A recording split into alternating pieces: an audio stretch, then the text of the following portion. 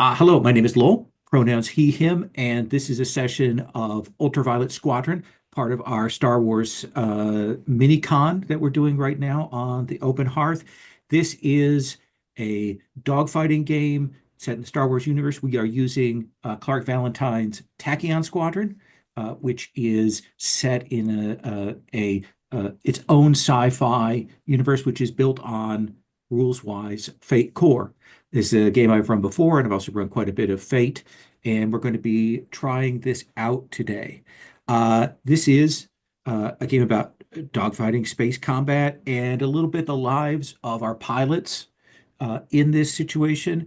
Uh, Obviously, of course, for us, Star Wars is the touchstones.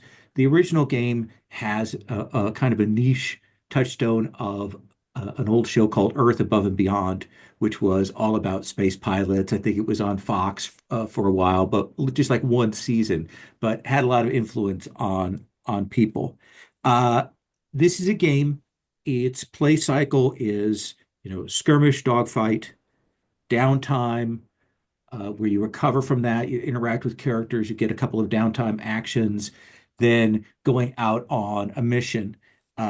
Today, we're going to be essentially doing skirmish patrol to kind of get ourselves like familiar with how play is. Then we'll do the kind of the downtime so characters can interact.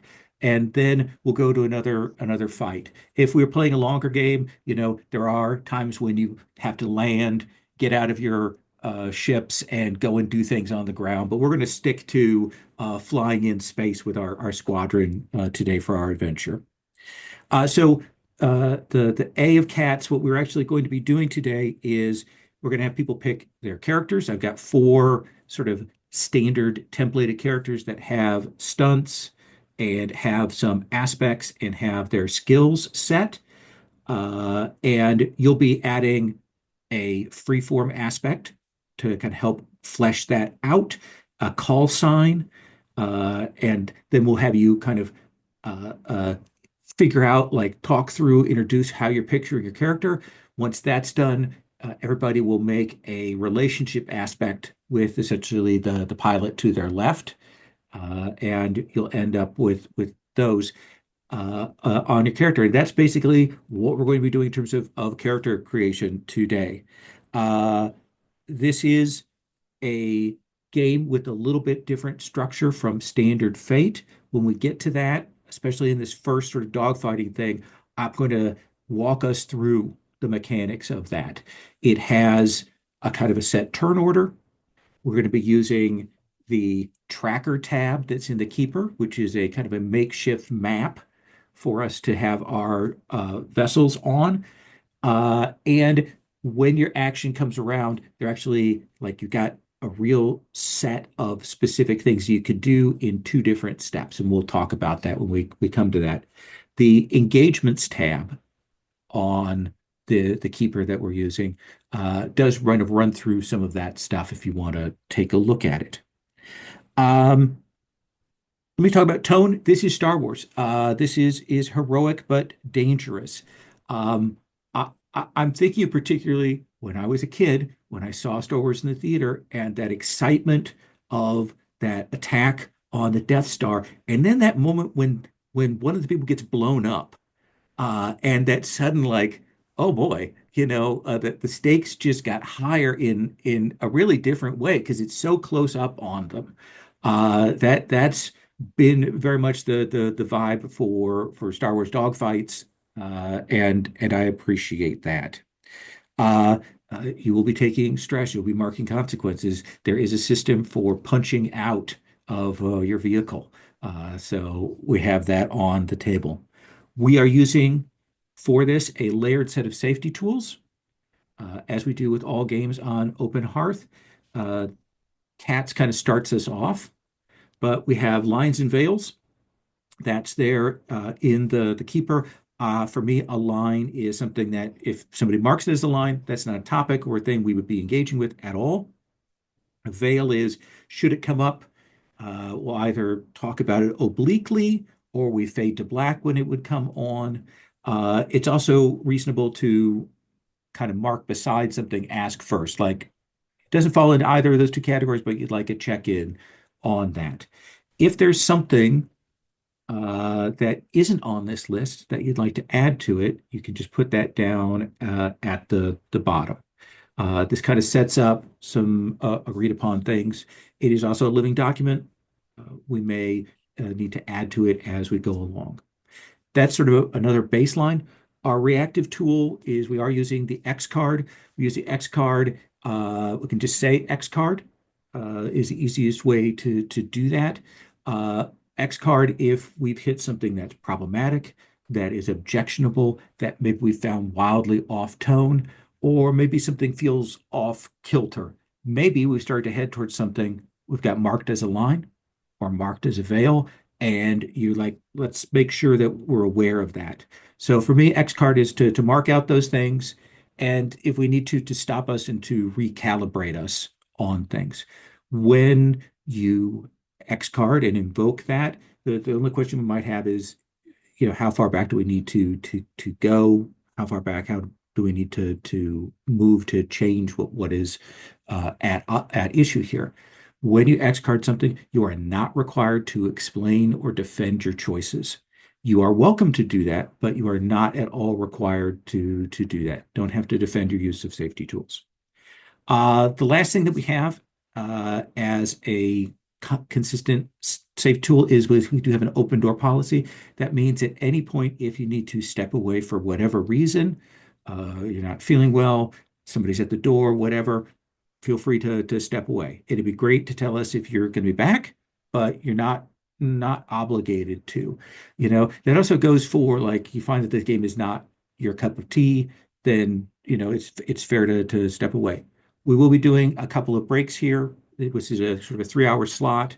I usually try to aim for breaks on the hour, but because the nature of this structure, we may have those breaks at a little bit slightly different time. So just be aware of that.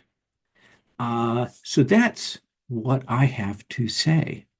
That's my spiel, which I managed to get to a sweet 10 minutes here. So there we go.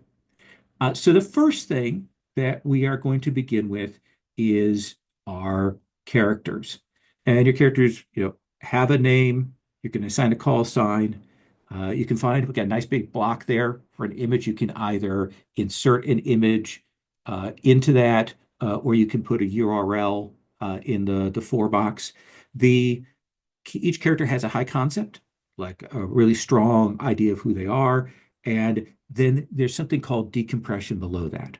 The decompression aspect is what your character does to blow off steam. And you'll notice that there's a slash. The first part of your decompression aspect is good decompression. The second part is like what you do that's reckless or harmful to yourself to blow off steam. And then you're going to get a relationship aspect and you're going to come up with a free form aspect. If we look at the actions, there are a total of 14 actions, 14 skills in the game. Spacefaring is the top one. Those four, gunnery, pilot, tactics, and tech, are going to be the common ones that you use. You'll notice that if you hover over those boxes, I have inserted a note that tells you what those skills are used for. Same thing applies for athletics, notice, sneak, and shoot. There you have 3 stunts for each character, 2 sort of standard stunts. And then the last stunt on anybody's thing is a gear stunt. A gear stunt functions a little bit differently in this game. You may see the phrase maximize. Maximize means that when you do that particular actions or kind of action, after you roll, you get to turn one of the dice from a 0 or a minus to a plus. So, and I think you can have up to 2 maximizations on any particular thing. And then down below that, there is the stress. There's a place to record consequences and all of those kinds of things. So what I'm going to do is go around and have each of you kind of pick what character sings to you. And then in reverse order from that, I'll have everybody pick a ship. There are two Y-wings and two X-wings in our squadron. So, Guy, do any of these four characters, their particular aspects, appeal to you here? I think, I mean, much as I like to play against type, I don't think I've ever. We can pick what species we are, can't we? So Absolutely. I'm definitely going to go Twi'lek because every time I get that choice, you should go Twi'lek or Wookiee. Okay. So I'm going for Twi'lek. I like the veteran pilot actually, the fourth one along with an Okay. acid tongue. If that's okay with everyone, that's the one that I like. Let's have you grab that. Uh, Ondish. Um, yeah, I think I'll go for the wide-eyed farm girl. Okay. Good. Good call. Eric? I think I'm drawn to the rich kid, the first one, Okay. turned away family fortune. Excellent. Tease, are you good with the second one there?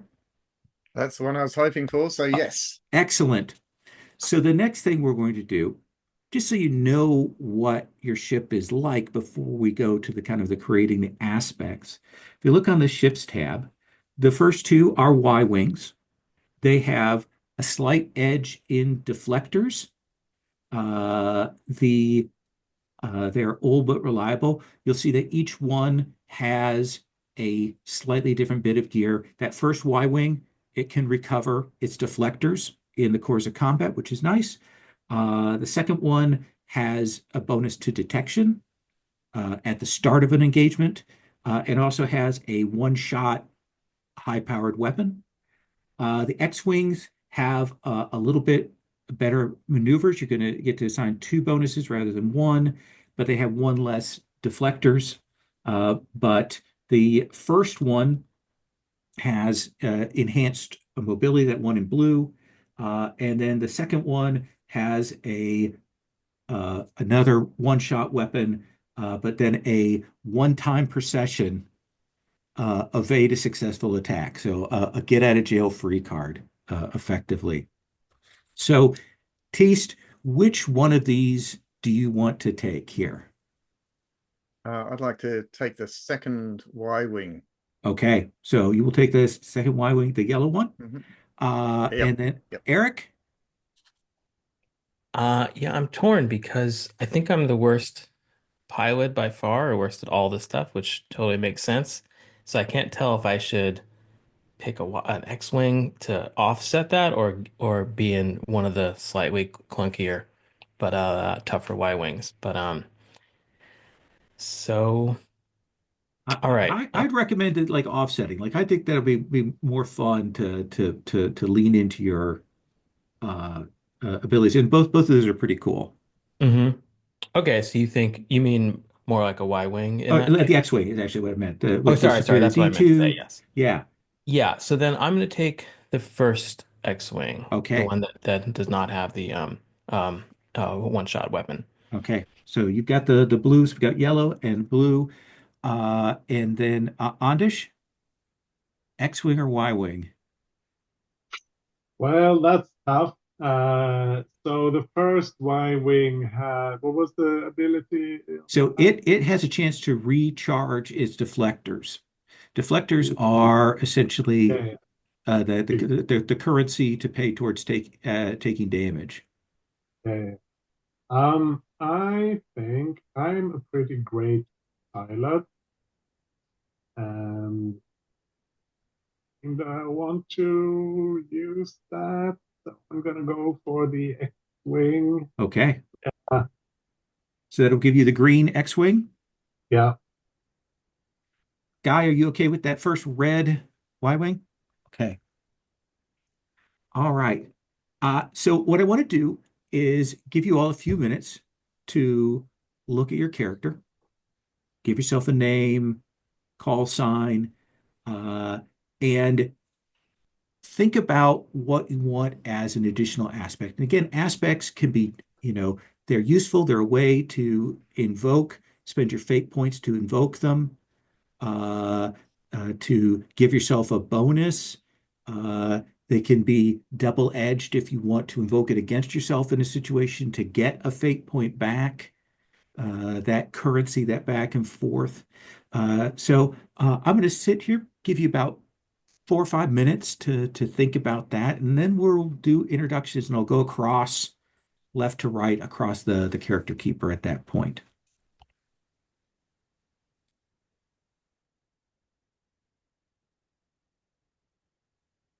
And are we picking, I know you mentioned for one of the relationship aspects, it's going to be like the person to our left, basically. But Yeah, are we we'll, doing we'll do that after. two? Well, we'll do introductions, and then Okay, we'll go back around and have people do those relationship aspects, I think.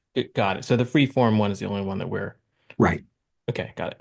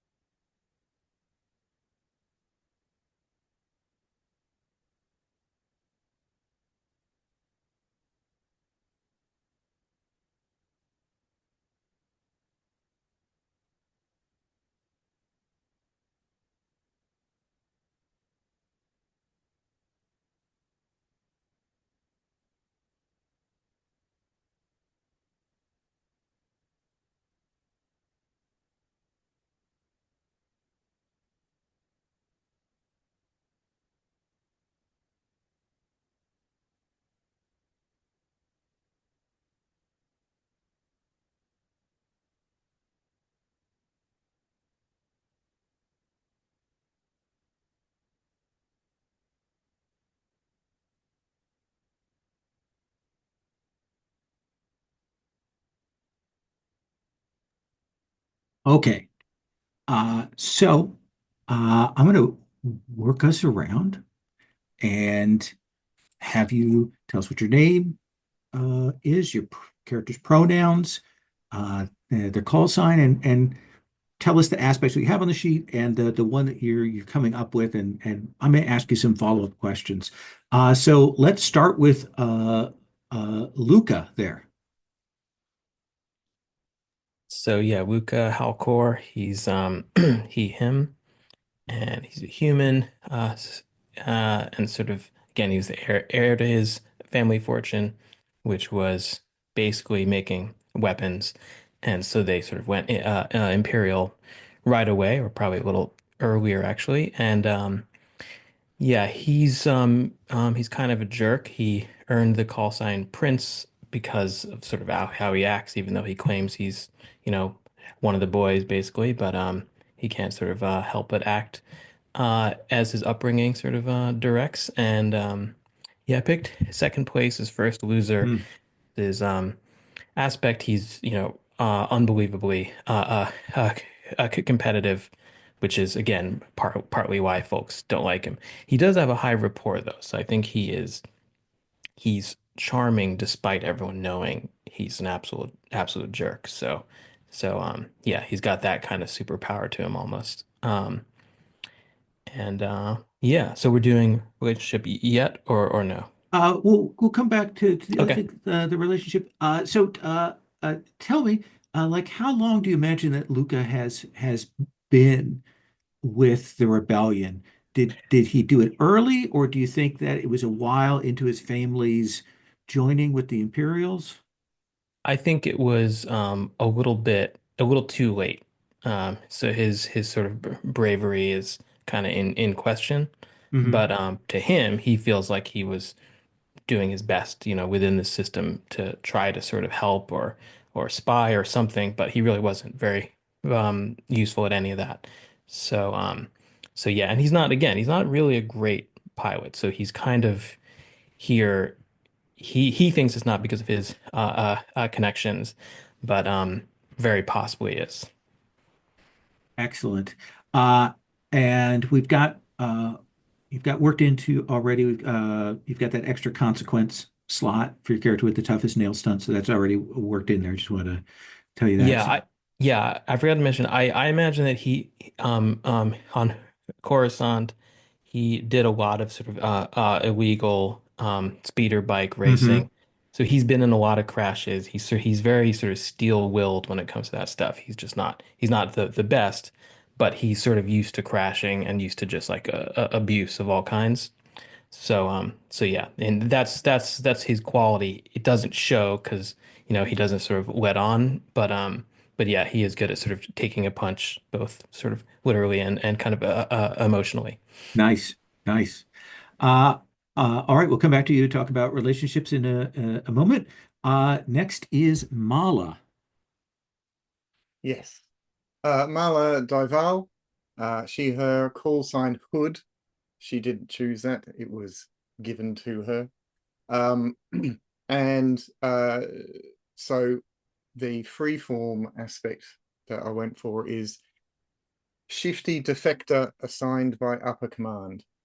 Um, and it's still very much a question of her not being trusted by the rest of the team, or even the immediate command. Um, she's quite good at tactics, and her stunts of one shot, one kill, and Pugachev's Cobra all play into her sort of very cool, calculating, measuring the odds, making sure that she gets the best outcome that she can in the circumstances. So that long line of pilots is mostly in Imperial hands, is what I'm Yep. hearing. Yes. What happened that made Mala come over to the rebellion? I think that's classified, lol. Um, the I'm What do people believe? What have oh they heard is your what reason? they've what they've heard is that she ended up in a tight spot, and that if she hadn't decided to defect, then she would have ended up in some kind of gulag or something. Oh, interesting. Okay. So less an interest for the rebellion is what people have heard, and more that purely roguish self-interest. Okay.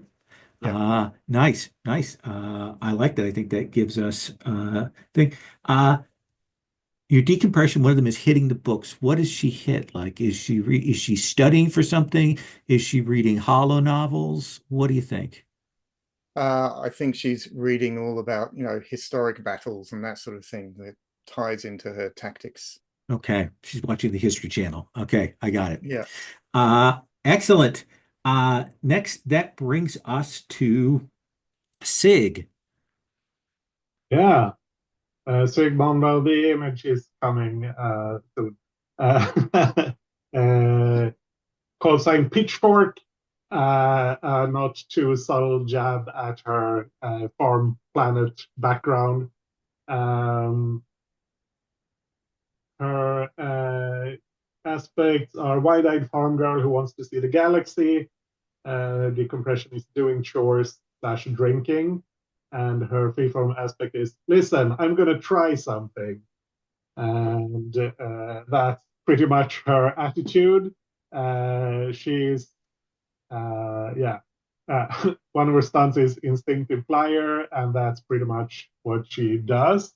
She's Okay. not a trained pilot. She's just naturally good at it, and I think she just stumbled into the rebellion very much.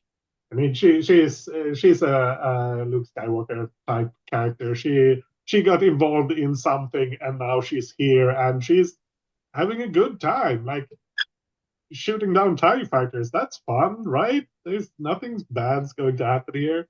I don't think she doesn't really have. She's young. She Hmm. doesn't really understand the proper danger that they're in, or she just sort of pushes that away. She's having a good time. She's not too smart, but she's a good pilot. So not a tragic backstory. No family hydro farm burnt to the ground, but more fell in. Yeah, I think. I mean, there could be a tragic backstory somewhere back there, but I think it's a bit farther back. It's not like 2 days ago, like it's Right. for Luke. It's more. I think maybe she was kind of like her family was poor. She left home early to work as a farmhand, and so was sort of like bumming around, moving between farms, doing chores, odd jobs, that sort of thing. So it's more like hasn't seen her family in a long time, being on her own for a good bit.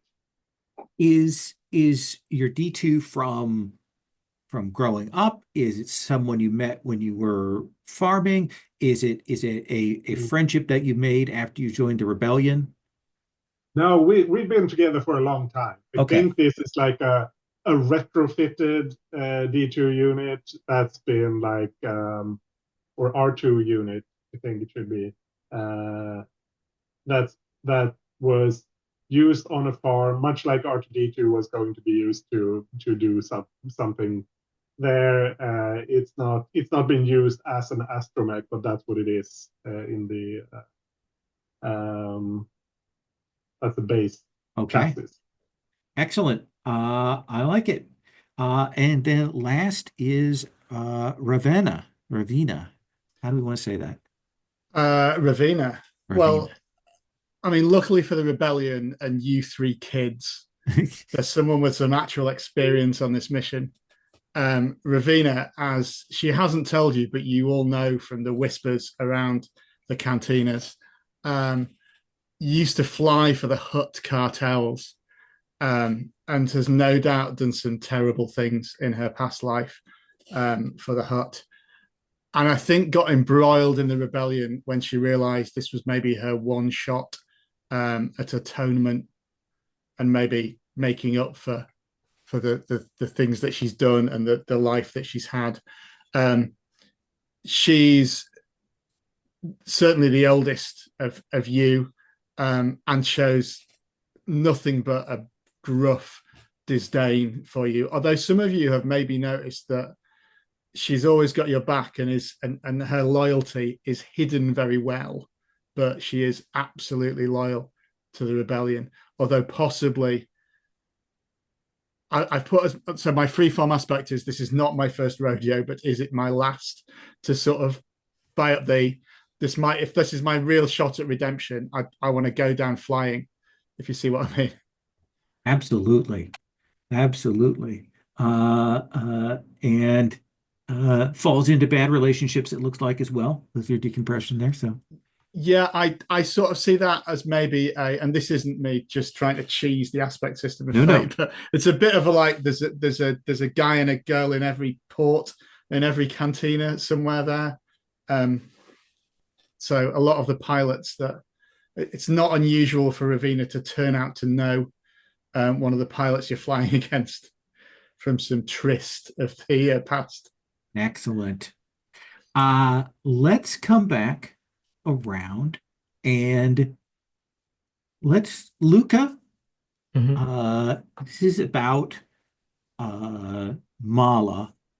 It's a descriptor, a phrase, an aspect to describe what your reaction is and what do you think your side of the relationship is there.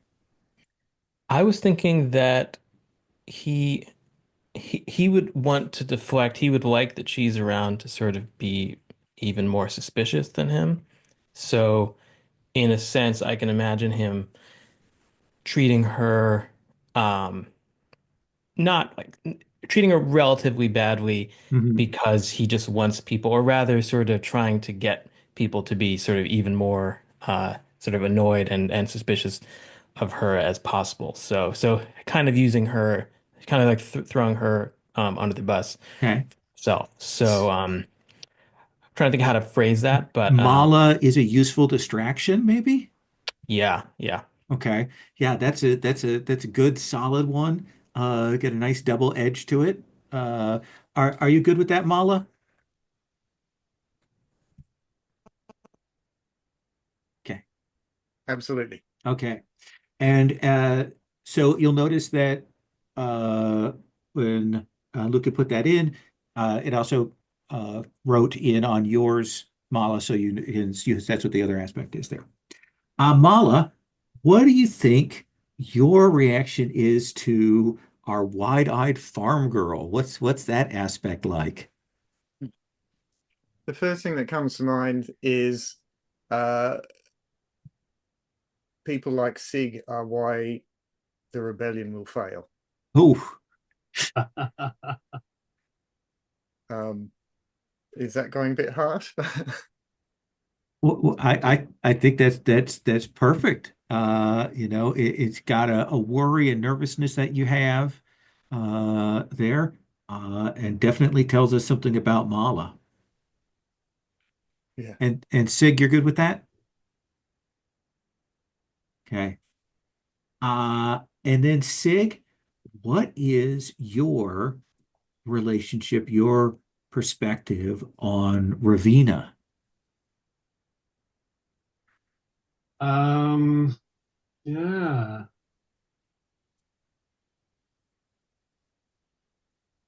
Oh, so she's kind of grumpy. Um,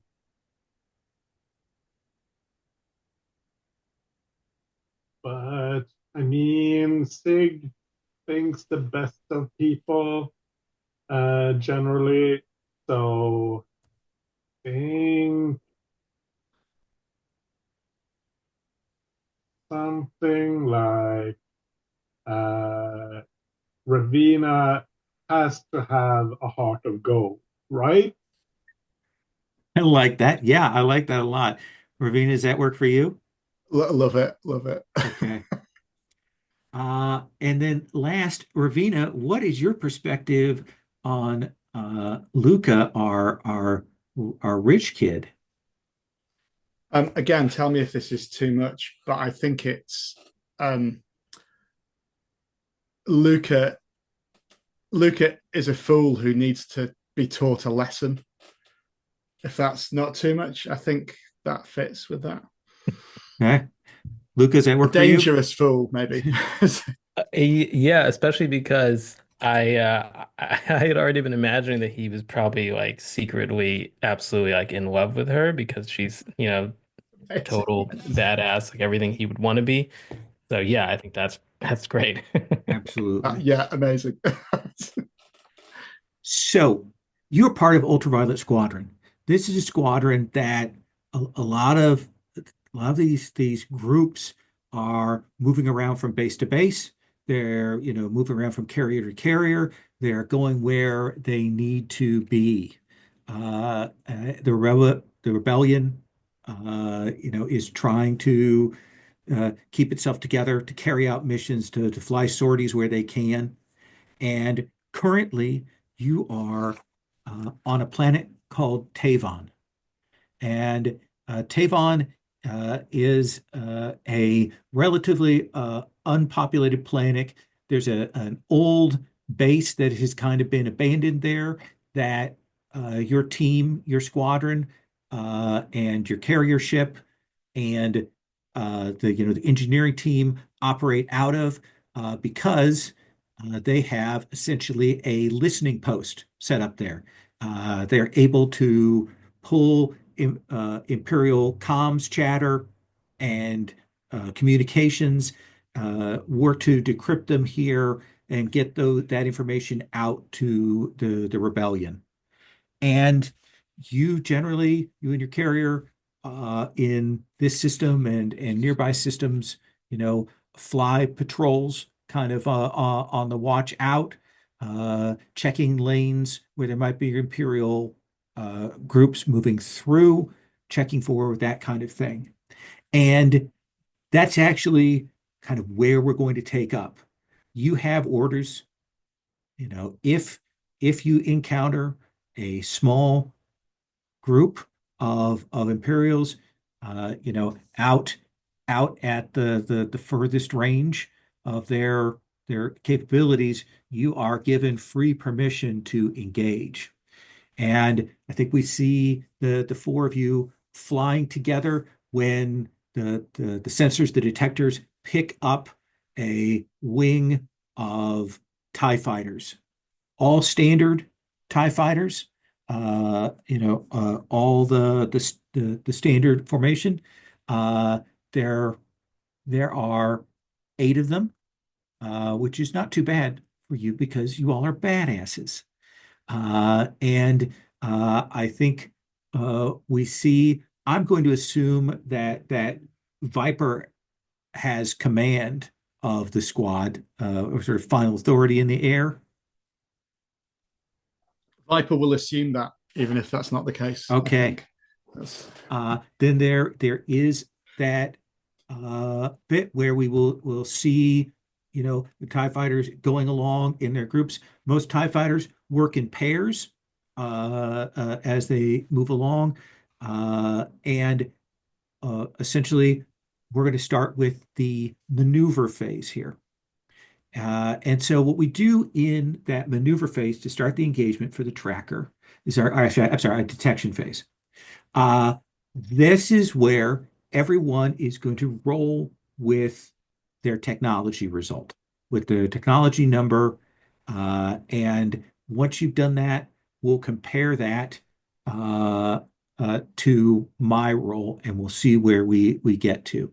Does anyone have anything that gives them a bonus in the detection phase?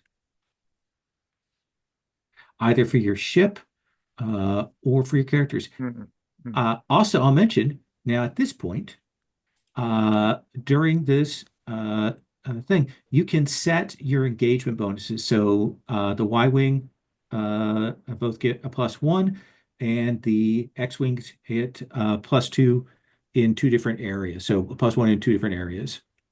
Um, so let's kind of go around and do those rolls. I will start with my poor X-Wings And I will go ahead and make their roll here.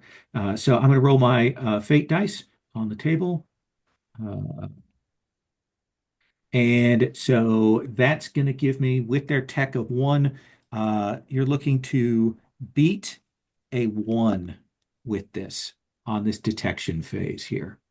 So let us start with Luca. What is your tech? It's 0. Okay.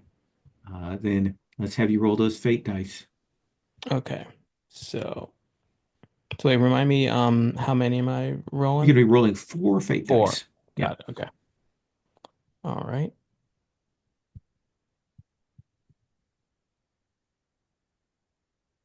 +2. So even with that 0, we've got those beat. Let's come to Hood. So I roll that. But Hood has on her Y wing an action skill technology maximize 1 die. Mm-hmm. So does that mean I can turn one of those into a plus? Yes. So you can turn the minus into a plus. Yep. So in that case, oh, it's gone.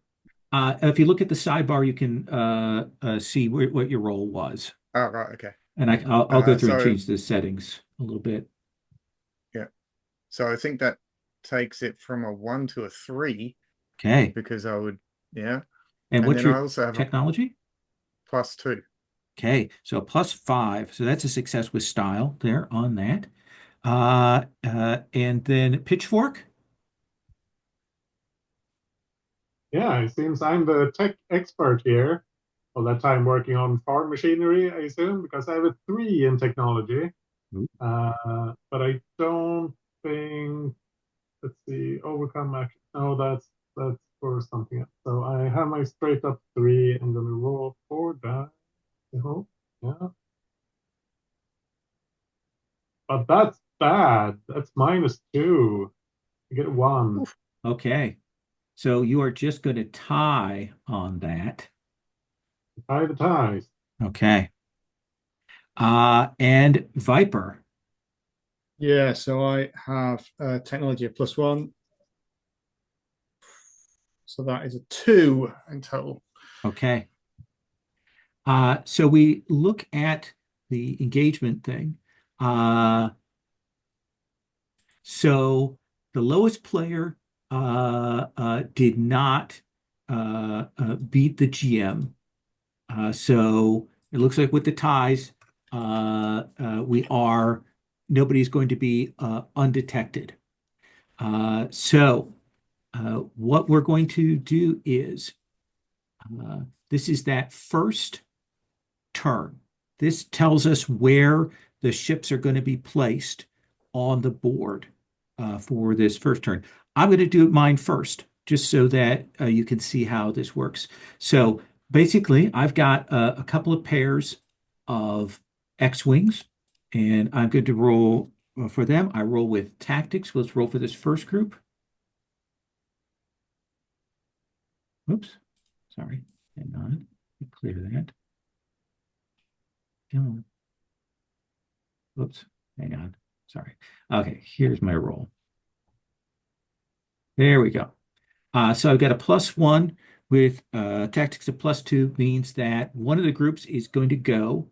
I'm going to steal them from the bottom. I'm going to grab this first one, copy, and it's going to go in the +3 slot.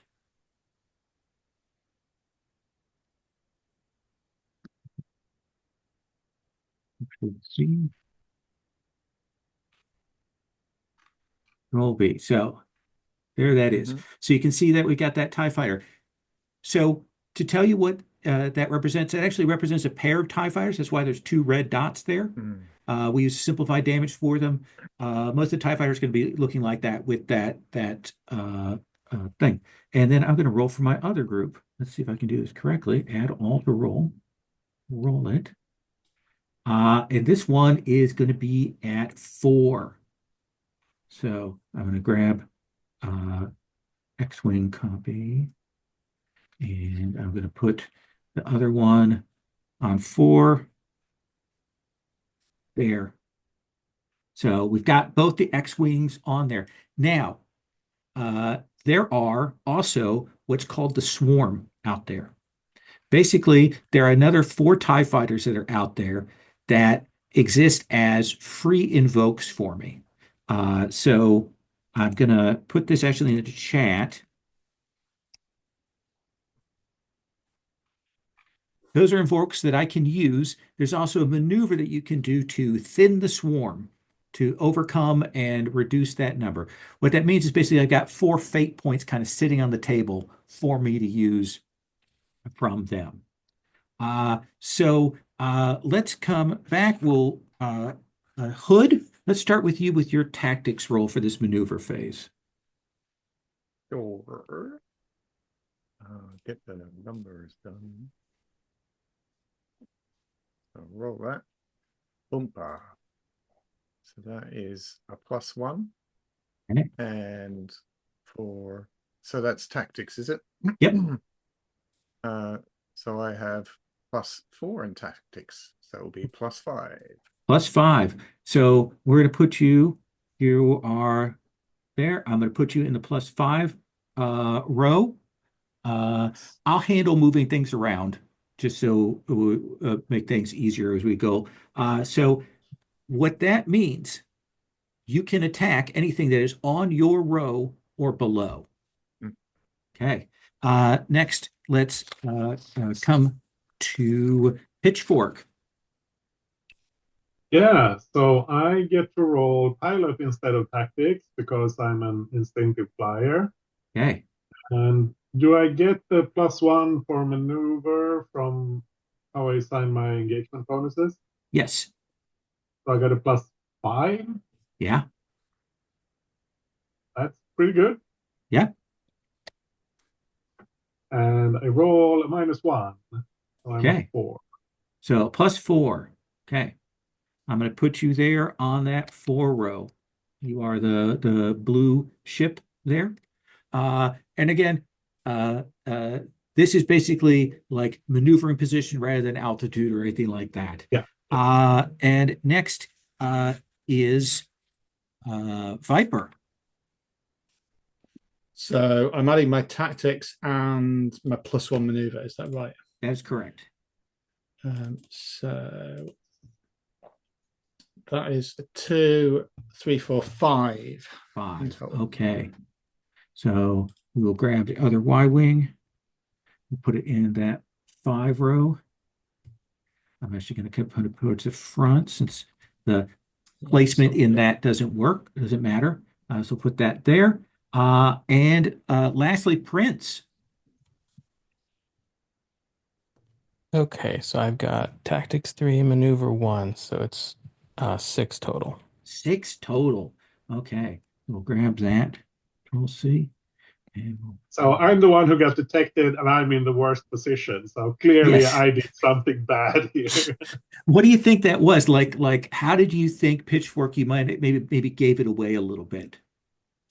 I think I was too eager to and seeing like, oh, we can get them, and just like a bit too quick to try to get into a position gave us away. That's your lack of training showing, Pitchfork, I think. Yeah, Instinctive fighter.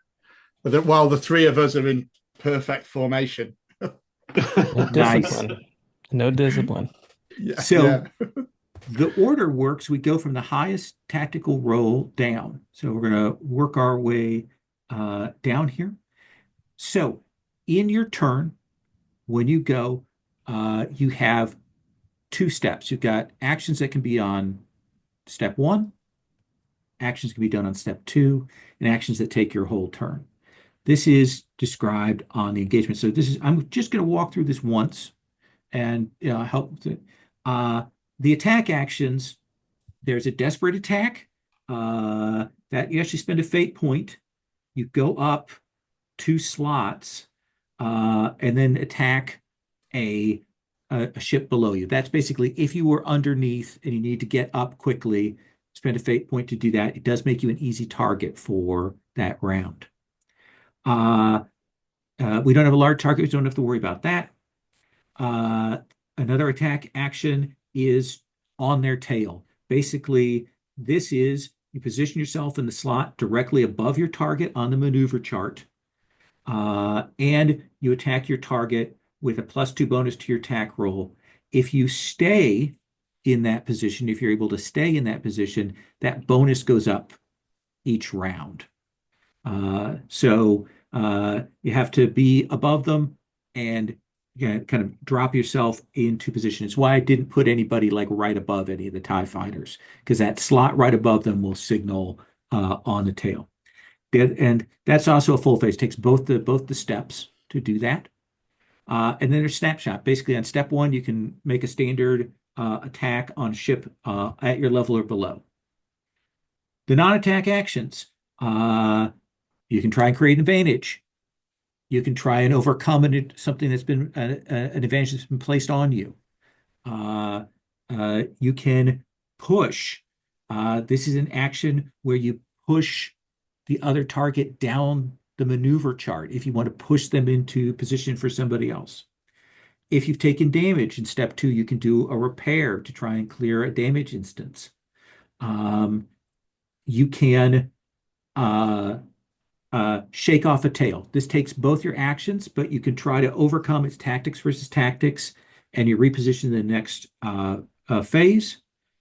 You can do a tactical refocus with that second action, which basically is you roll again with tactics and you put yourself at that new level.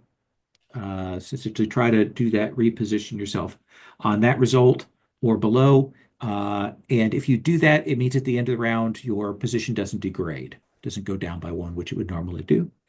And then there's also in step one or step two, you can thin out the swarm. You can do an overcome action with gunnery and start thinning out the aspects of the enemy ships.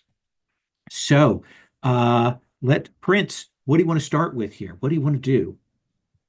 I think so. All right, so I can obviously gauge that pair on four, Hmm. or either of those pairs, right? Yeah, you could drop So either one. Yep. so I think I'm gonna pick that I'm yeah, I think I'm gonna pick that I can but by thinning the swarm, there's no like actual aspects yet, right? There's just the Oh, points there basically. are four aspects. Essentially, that swarm, each of those is effectively an aspect that's sitting Got on the it. table for me that I can use. Okay, and those are all sort of effectively fate points that you can Oh, use, right? yes. And I Okay. have learned to use them early because otherwise you all tear them away from me from my Yeah, greedy little no, hands.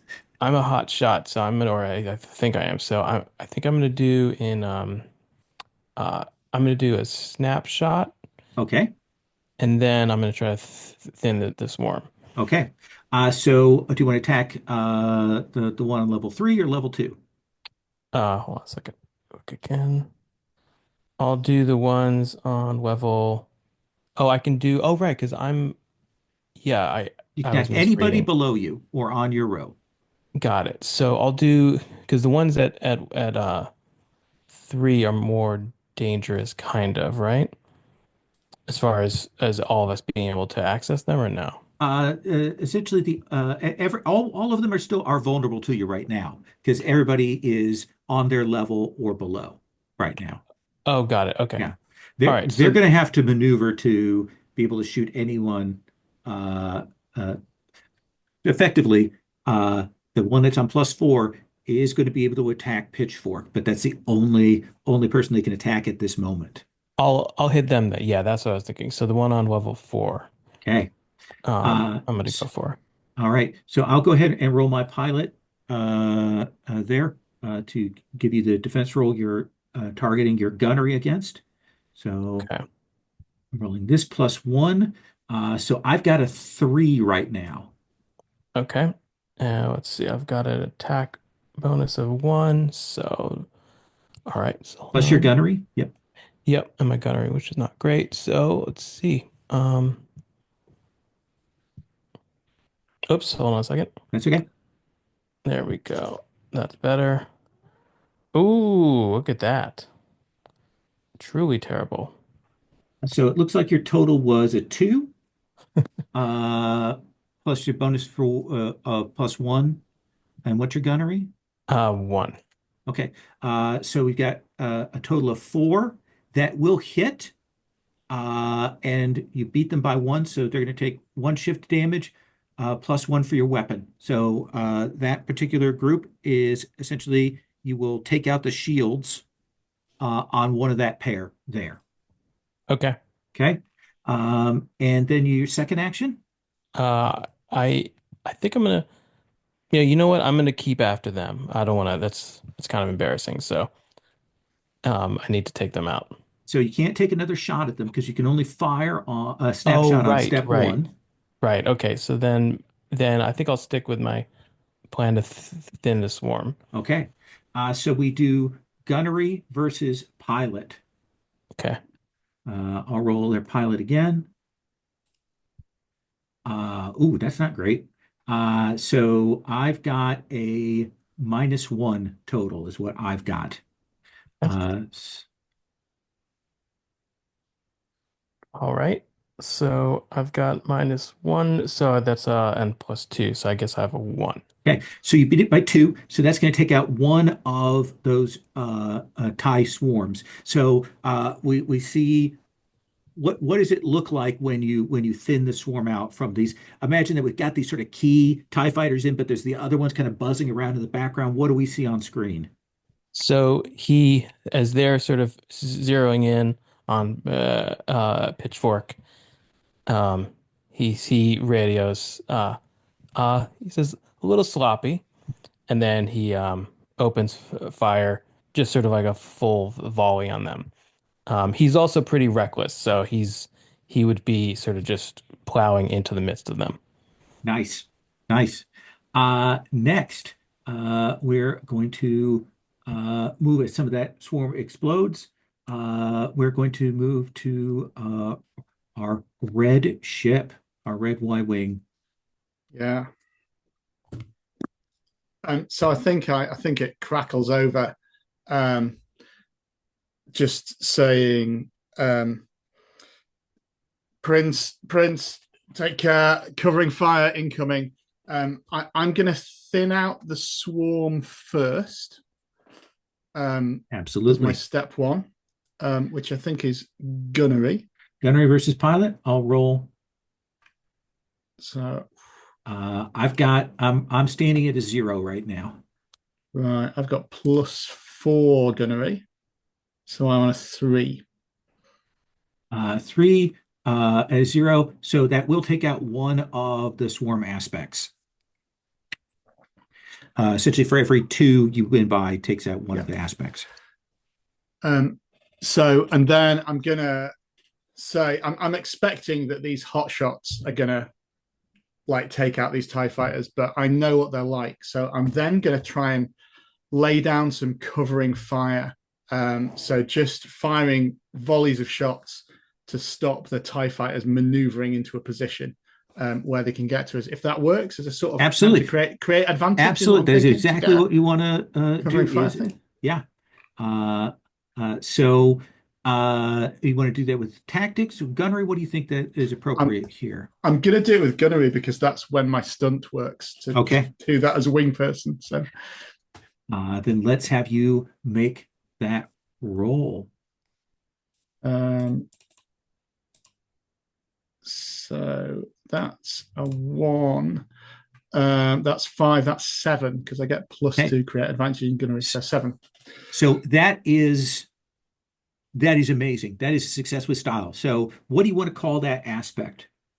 I think probably covering fire. Okay. It's the classic, isn't it? So it'll help us defend if you see what I mean. I also get a free. I get an extra free invoke on it as well. Okay. All right. So what I'm going to do is I'm going to put that in the chat here. So we've got two invokes because that's success with style. And that's invokes that can be used like a fate point to give yourself +2 on a roll or give yourself a reroll. we've got two invokes of that covering fire, and then a Viper has one free one on that. So that's both your actions. Yep. Hood.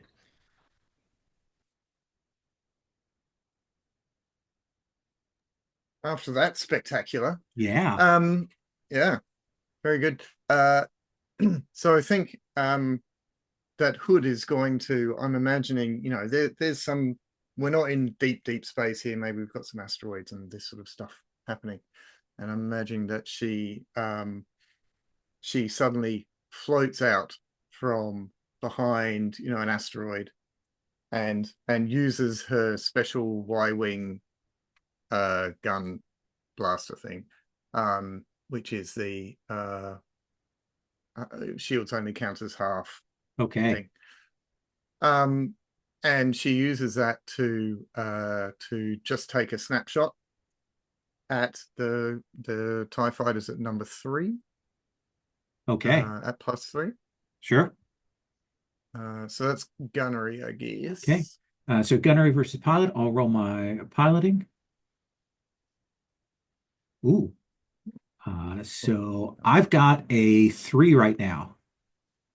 Yep, and I've got a 2 plus my, I have to click around.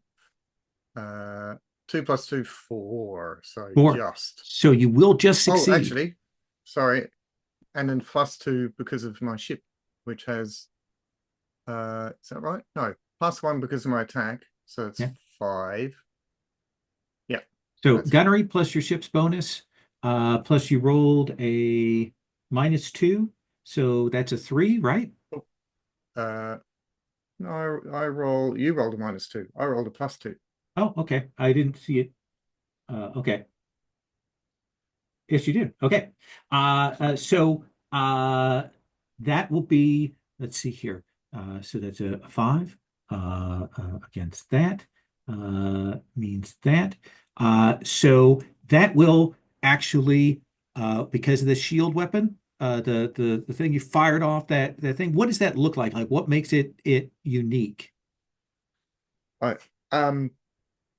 I think, rather than it just being a barrage of blaster fire as often happens, it's just this one very very long, thin shot that sort of starts to dissipate as it hits the shield, but always gets through because it's so long. It's through, and it will cut through one of those wings on the TIE fighter, slice it. Of course, the wing goes flying off and it will go spinning off before it explodes off into space, and one of that pair is destroyed. We come to Pitchfork. Oh, you I've got my second. Oh, your That was a second thing. I snapshot. apologize. So your Yeah. second. My second is I think I want to push. Yeah. Push Yeah, group so 2 down. I want to push the people at the at +4. Okay. So that So they're yeah, pilot versus pilot. below picture. Yep. So I will roll for their piloting here. Oof. Oh, Well, I've got a 1 total. yeah. Well, I got a -4, and my pilot is a +3, so -1. And I don't think my ship gives me anything good. Yeah. So So what do you think really happens? Like is it that you can't quite get into position? Is it the asteroids? Is it that they're a little bit faster? What do you think it is that keeps you from doing that? Yeah, I think she slides out behind that asteroid, takes her shot, and then is trying to outmaneuver the other two so that they're discombobulated or whatever, but misjudges the asteroid that she actually was dodging around. It was Nice. moving slightly differently from what she was expecting. Nice. So you definitely will see that Pitchfork. You see that Hood's trying to kind of get the other one away from you, but it's going to have a shot on you, and it's your action. Yeah. I am definitely taking a snapshot at the ones at +4. Okay. And let's see, that's gunnery. Sorry, I'm flipping between. I'll Gunnery roll. is +2, and my ship has +1 attack. What does the weapon 2 on gunnery attack mean? So that weapon two is how much damage if you hit you can do. Okay. Yeah. I've Uh, got a 3 for my total defense roll. and I have a 3 before I roll. 4 dice. Oof. That's -2. That puts me at a 1. I Now, need to I you've, need to get higher, right? yes, you've got covering fire out there if you want Yeah, to invoke that. that's not enough. You could use that to re-roll to start. Oh, yeah, yeah, I'll do that. I'll Okay. do that. They have to maneuver out of the way. Oh, So let's have you make a re-roll and then we can see what you want to do there. oops. I should. Sorry. I picked the wrong thing. That's No, okay. I'm going to roll 4 dice. That's a +1 instead, which puts me at 4, right? Yeah. That's a hit. So that will hit. And you've got that weapons too. It already had its one of its already had its shield hit by the earlier shot from Prince. So one of those pair will blow up. What do we see here? Do you see you fly through the debris? Do you do a glancing shot? What do you think? Yeah, I think they are moving into position to attack me. I'm flying straight at them, and the covering fire forces them to move aside, and I'm going like straight through one of them, blasting it just before I crash into it. It will disintegrate there. Did you They see that? Did you see that? and that was your snapshot. You still have Mhm. Hmm. a phase two action if you want to do something there. Yeah, so then I want to try to push them so that, or the one that's left, so that it can't attack me, hopefully. Okay. And Yeah, so then this is pilot versus pilot. I have a pilot of 4. And I've got a is this total of 4 on maneuver? my roll. Is this maneuver? So this would be Or is maneuver. it You straight up? do maneuver plus your pilot. So then I have 5. Two dice. um, what was your total? So I have a 4. You have a 1. Yeah. Can I invoke that aspect again? You could spend the Reroll? other covering fire Yeah, I'm aspect. gonna do that. Okay. Then definitely a reroll is in order there. Yeah, still a 4, but Okay. yeah. Uh, so that is a 4. So that is going to tie Hmm. there. What that's going to do is you're not going to push them down, Hmm. but it's going to give you what's called a boost on your next action. Okay. Okay. Basically, you're going to get a +1 on the next thing that you do when we come around that next round. Okay. Or if you get shot at, as you're going to be, you can also use that boost for that. Do Um, I decide that before or after the roll? after the roll. Cool. Okay. So the at +4, this TIE fighter is going to move in to try to get that shot on you there. So this is their gunnery versus your piloting here. So I'm rolling Yeah, so and I have a 4. adding. I get a +1. So I get a 5. Okay, I've got a 0. So I'm going to spend one of my TIE swarm to Hmm. re-roll that. Yeah. So let's re-roll. So that is a 1. I've got a total of a 4. What did you have? 5. 5. So even with the using the swarm to get at you, you are able to glide out of the way as they come to try and hit you. They are going to then on their second action uh, try and create let's see no, what should they do for that? I think they're going to try and tactically refocus there. That's probably a good idea there. Let's see what we can do. So 2 plus 2. Okay. It is going to leave them where they are on 4, but at the end of the round, they're not going to drop down 1. And then I think the other one, its only option is I'm going to spend that last tie swarm aspect, essentially using up that thing. And I'm going to move this 1 on +3. It's going to do its full thing to do a desperate attack. And I'll have to copy, cut over here. A question. Was I required to use the boost on my next roll, or can I? Yes, it essentially applies to the next roll that you make. Okay.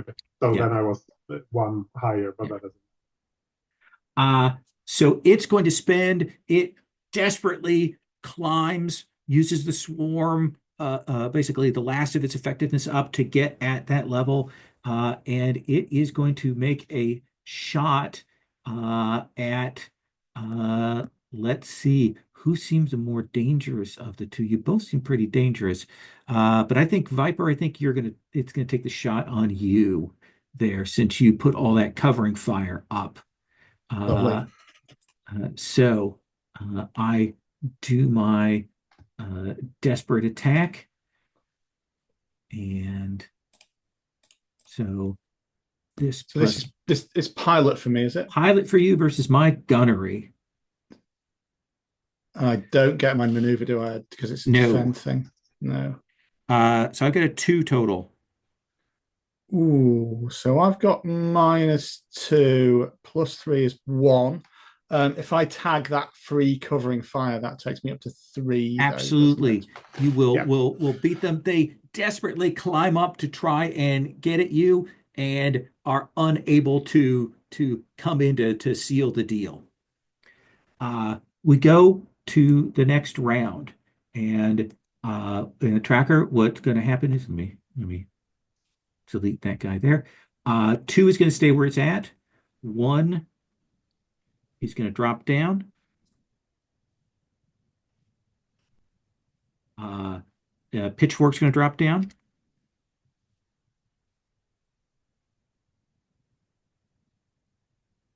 And we're going to move everybody else down 1. It's still going to leave us with Prince as the first actor in this one.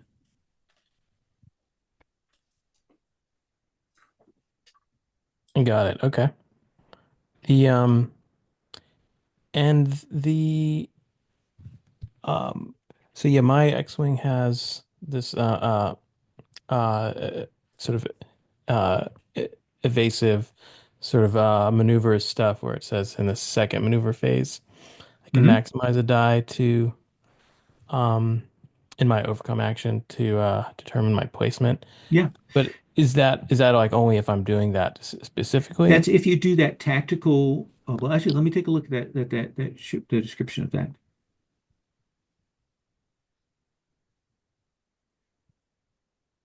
Second maneuver phase. Okay.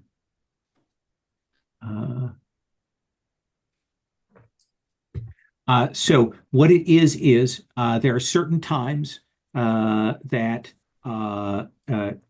like if you got off of a tail, if you shook somebody off a tail or somebody shook you off, you would make that Right. roll. or if you were in the undetected slot to start, if you hadn't been spotted, it would give you the bonus. So it's one of those things that helps you, after you've been caught with the tail, or if you refocus, if you do a tactical refocus, that can also be counted towards that. Got it. Okay. Um, okay, so then I think I'm going to so let's see. I think I'm gonna do yeah, I'm gonna try. So there's swarm how much There's is no left? swarm left. All the swarm has Oh, been used up. perfect. I have used all my invokes. That's wonderful.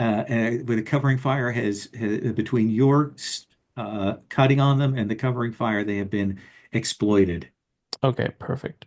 So then I think I'm going to end the one that's marked with the two. That means there's two X-wings still in that. Oh, it shows one dot. That's group Okay, two, and there's only one X-wing left in each of those pairs. got it. Okay. So then all right, I think I'm going to try to hit I was just trying to figure out whether it's worth trying to do like a on their tail or anything like that. But so all right, I think I'm going to okay, yeah, I'm gonna do a snapshot first. Okay. And I'm gonna do it on the number two Okay. chap. Um all right, so let me try that. All right. This is versus their pilot. I'll roll for them. Yes. Ooh, I've got -2, +1. I'm at a -1 right now. Okay, so I'm at a one total. Okay, so we're going to end up doing uh, with your weapon added onto that, you're going to do 3 shifts worth of damage there. Actually, 4 because it's a weapon too. So that's going to punch through the shielding and do some damage to the structure of it. So that one at number 2 is very badly damaged. Okay, and it's the last one left on that spot, right? So Yep, um okay. So yeah, so I'm gonna do this in part because I'm trying to remember how it works. sure. I wanted to I was gonna try to do a oh actually wait, maybe I should push it's not really gonna matter actually because then they'll still be able to hit one of us at least. So pushing Yeah, doesn't really help here. Okay. So yeah, I'm gonna do this in part to try to remember how this works. Or so I was gonna sure. create an advantage, Okay, um, which again, I guess that's basically like doing the cover fire thing, right? But so I'm gonna say okay. So I'm gonna say uh I say so wait, have I killed anyone yet? I haven't, right? no, but that was a pretty substantial hit. Yeah. Okay. All right. So all right, so I say whoever has the most kills drinks free tonight and tomorrow. So I'm gonna try to use I guess I'm trying to use rapport here, Absolutely. Yeah. basically. Um and inspire folks. Um and all right, so I've got +2 to try to do that with to create an advantage with Yeah. rapport. So you're rolling with a +6. There's almost no chance that you can fail. Okay, great. So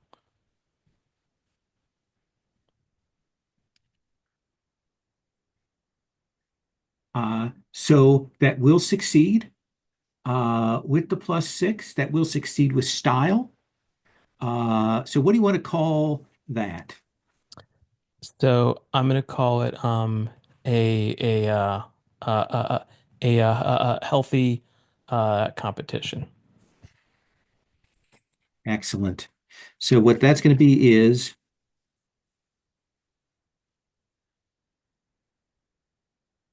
that's going to be 2 invokes, and then we got that bonus +1 invoke that you have on that for your use.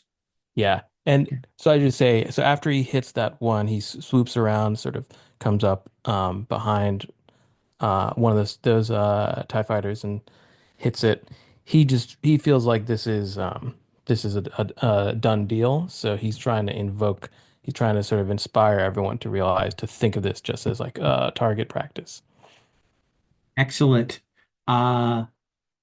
Between Hood and Viper, who wants to go next? I can take it. Um, I think I go over the comms and say, booze for kills. I thought we were the good guys. And I'm going to use a full phase just because I want to try it out to go on the tail of number one, the one that targeted me Okay. before. So I move directly above it and then I attack with a +2. Is that right? That is correct. So on the tail, position yourself in the slot directly above your target on the maneuver chart, and attack your target with a +2 bonus to your attack roll. It takes both your actions, Yep. and because you're on the same row, you could do that, and you put yourself. We'll move you right above. You are yellow, right? I am red. Red. Okay. Red leader. Okay. Put that there. And you can make that attack roll with that bonus as you get on the tail. They're going to roll. I've got a total of a +1 right now.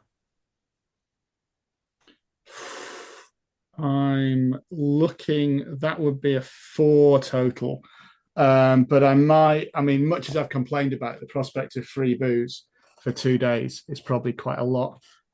So I will, can I tag in healthy competition? Okay. Because I bet that Prince could buy me some really nice stuff, like And to what's that, that? push them to +6. +6. Okay, they had a 1, so that's 5 plus your weapon shifts. We will see that. Like you, what does it look like? Like how is it that you demonstrate your skill taking this one out? So I think as it was attacking me, I've sort of drawn it in. So I slow down and just let it swoop down and then twist behind it, get it straight in the sights and just open fire. And there's obviously it's Star Wars. There's a big explosion Yeah, on the screen. absolutely. And that one at there is out. Uh Teased? Yeah. So Hood is just going to take a snapshot again, Okay. because we're at the same level, so that's all good. And this time Hood is going to remember that when they shoot someone for the first time, because I shot number one last time, Right. that they get a +2 to their gunnery because Okay. one shot, one kill, which means that they're starting on +5. Okay. I have a +1 total. Let's see how we go. Oh, goodness sake. Right. So 5 minus 2 is 3. You've Okay. got a 1. So I'm still 2 up on you. Absolutely. It's the gun is my what I'm calling my sort of sniper shot thing, right? Which does the 4 damage and the 2 and halves the shields. So That well, you can is use that that still once gonna per skirmish. Oh, Otherwise, you're using your okay. standard weapon. Um, Okay.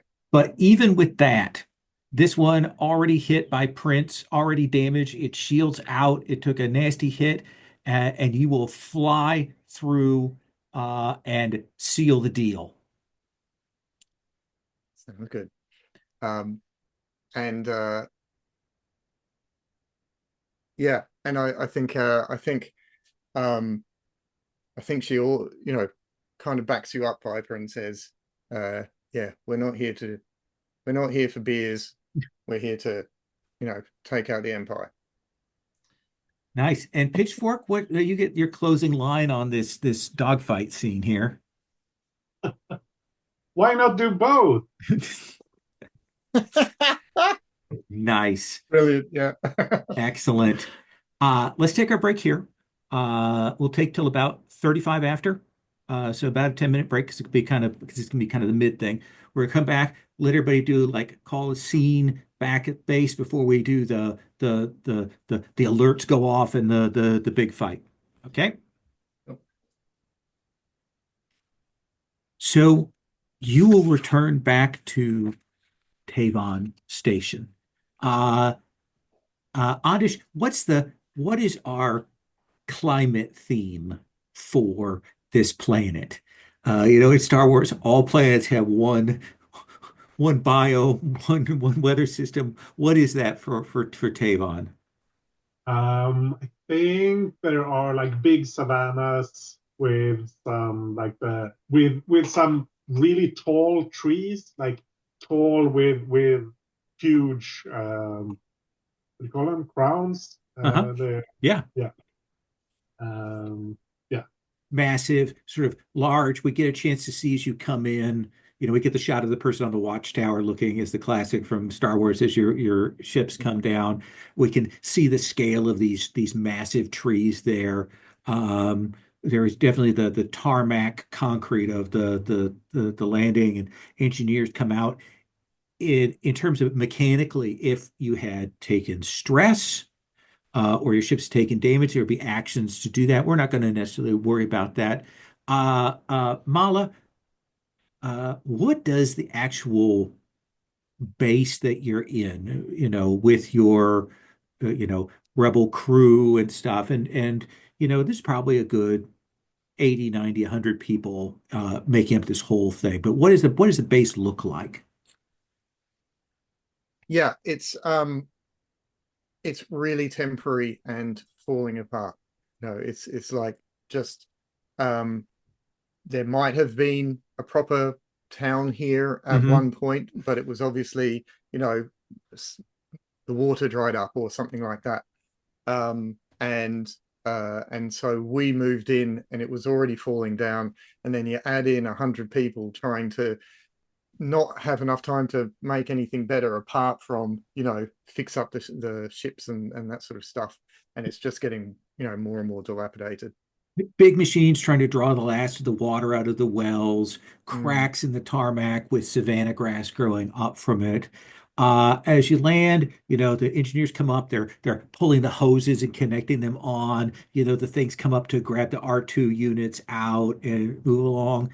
Um, Prince, uh, as you go in, there's definitely a space that's kind of the pilot's space. What does that look like? So I think it's a sort of storage room that's been um, modified over time to try to make it a little fancier, a little bit more like a lounge, but that means it's a little sort of ramshackle.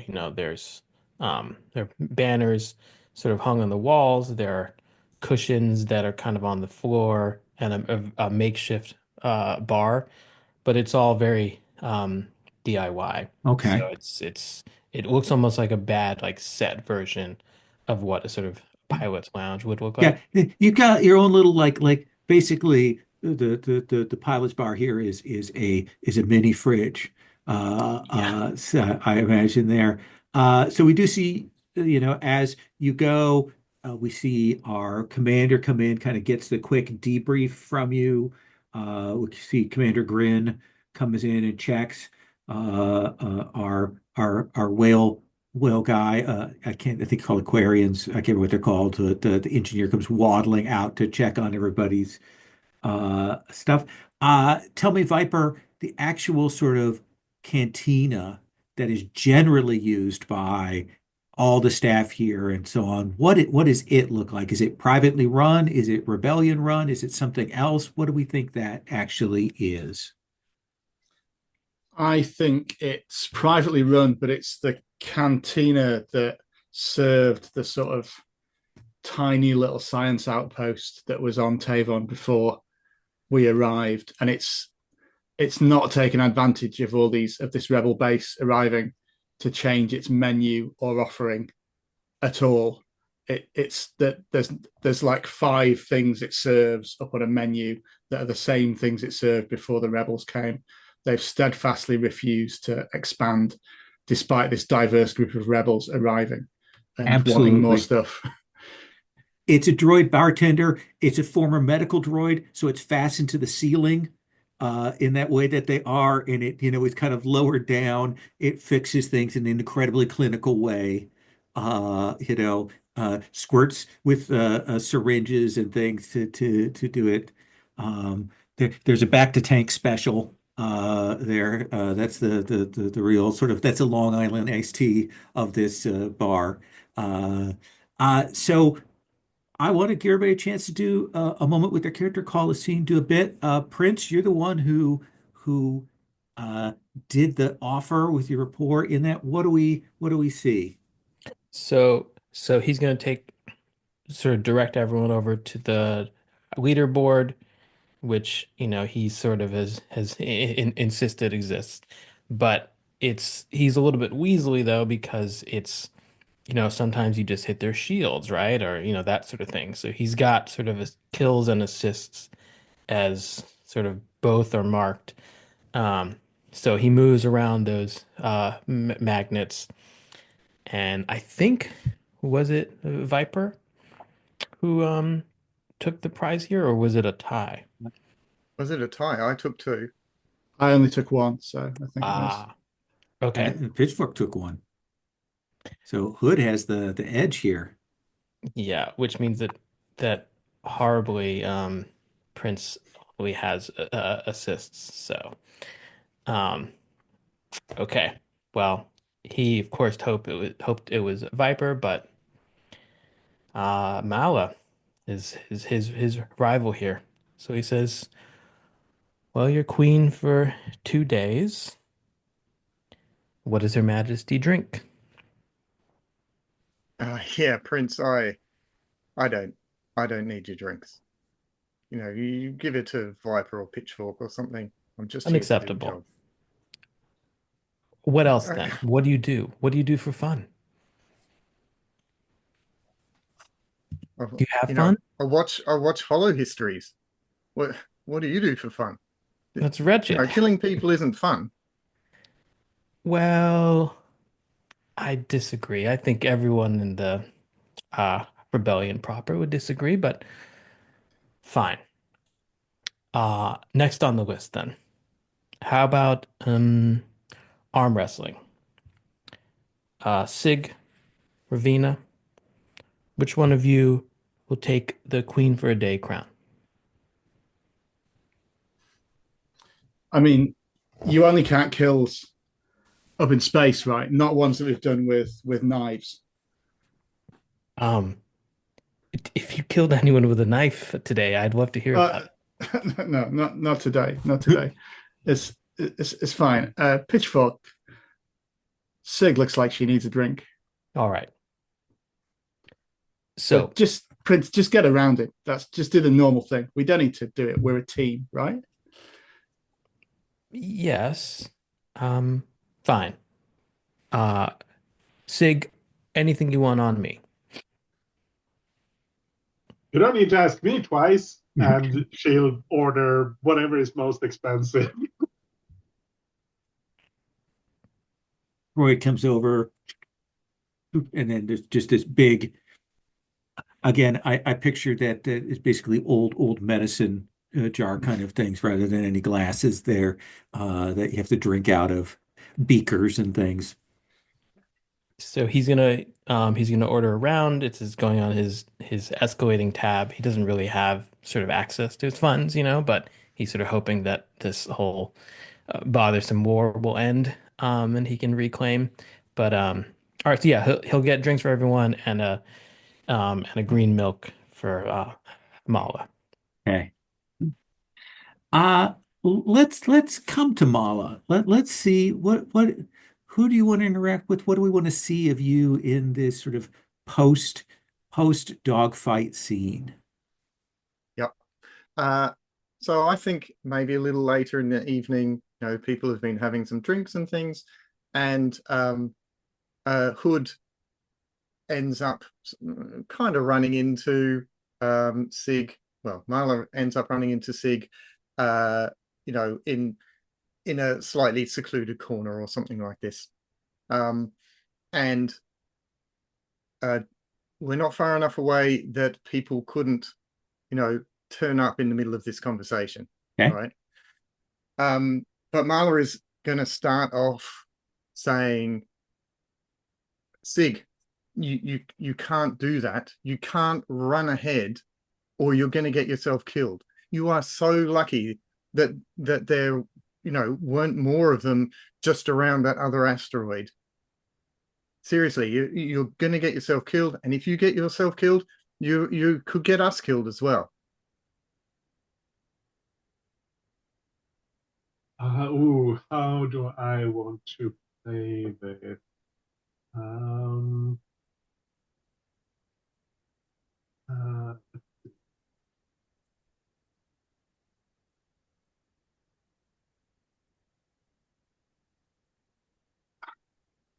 Don't worry so much. It worked out great. We took him down. They didn't even get a hit on us. I took them down. Yeah, I took my time. I took my shots. I used the environment to my advantage. And you're just swinging around. There was a point there where I was trying to outmaneuver them and push them away, and there you were, right in my space, and I couldn't complete my movement. You've got to learn your formations, right? Oh,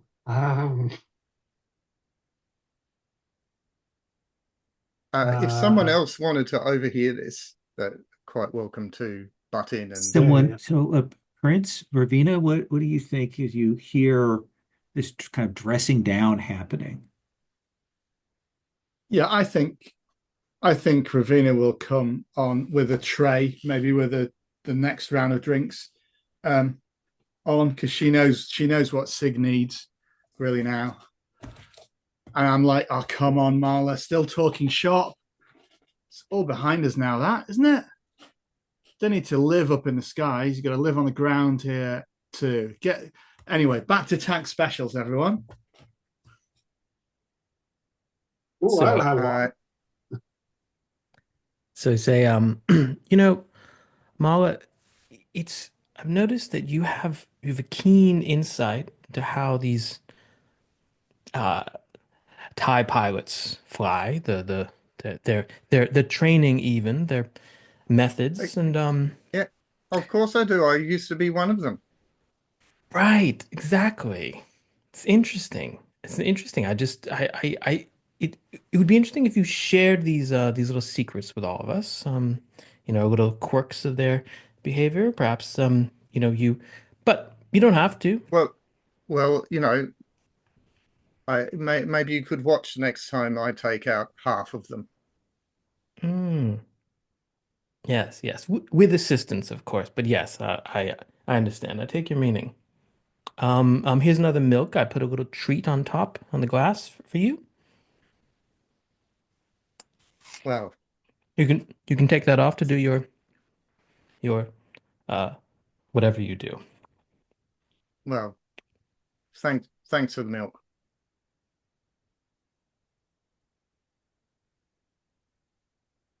Ravina, what do we want to see you doing?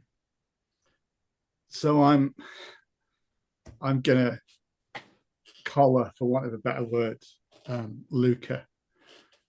This is a little bit later in the evening, and Ravina has let her what they call head tails down a little bit more here, and she's going to approach Luca again. I think on his own, but obviously not far enough that other people can't get involved. And please do. Mm-hmm. And I'll say, Hotshot, pretty good pep talk there. I won't be flying these missions forever. This gel pack's getting thinner for my old bones. Next mission, why don't you take the lead? So, so he's gonna sort of choke on his drink a little bit, and that's yes, I've been waiting. So thank you. I accept. Gladly. You don't have to. I mean, you don't need to worry. I think you'll be. Ravina continues trying to persuade him, even though he's immediately accepted. I think. I'm like, no, I insist. Yes. I'll be right behind you. The rest of the group will be right on your tail the whole way.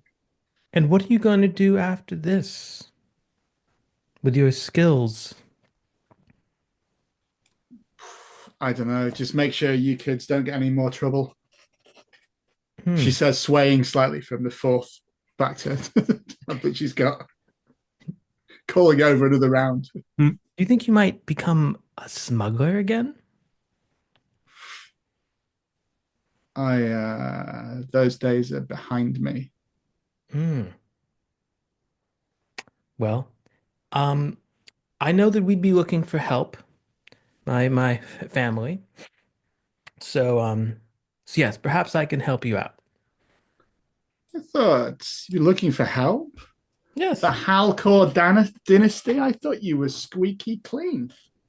Is that where all Um, those creds come from? no, they're I think my parents are the worst people I've met. So, which isn't to say anything about you. Of course. Simply that yes, we have our fingers in many pies. Well, I'll I put think in a we've good both. word for you. Thanks. I think we've both learned a bit about one another here. And pitchfork. Yeah. What do we want to see of Um, you here? I uh, think Pitchfork is like she tried to blow off what Mala was saying, but she Hmm. is still feeling like she knows Mala is right, but she's not consciously accepting it. So I think uh,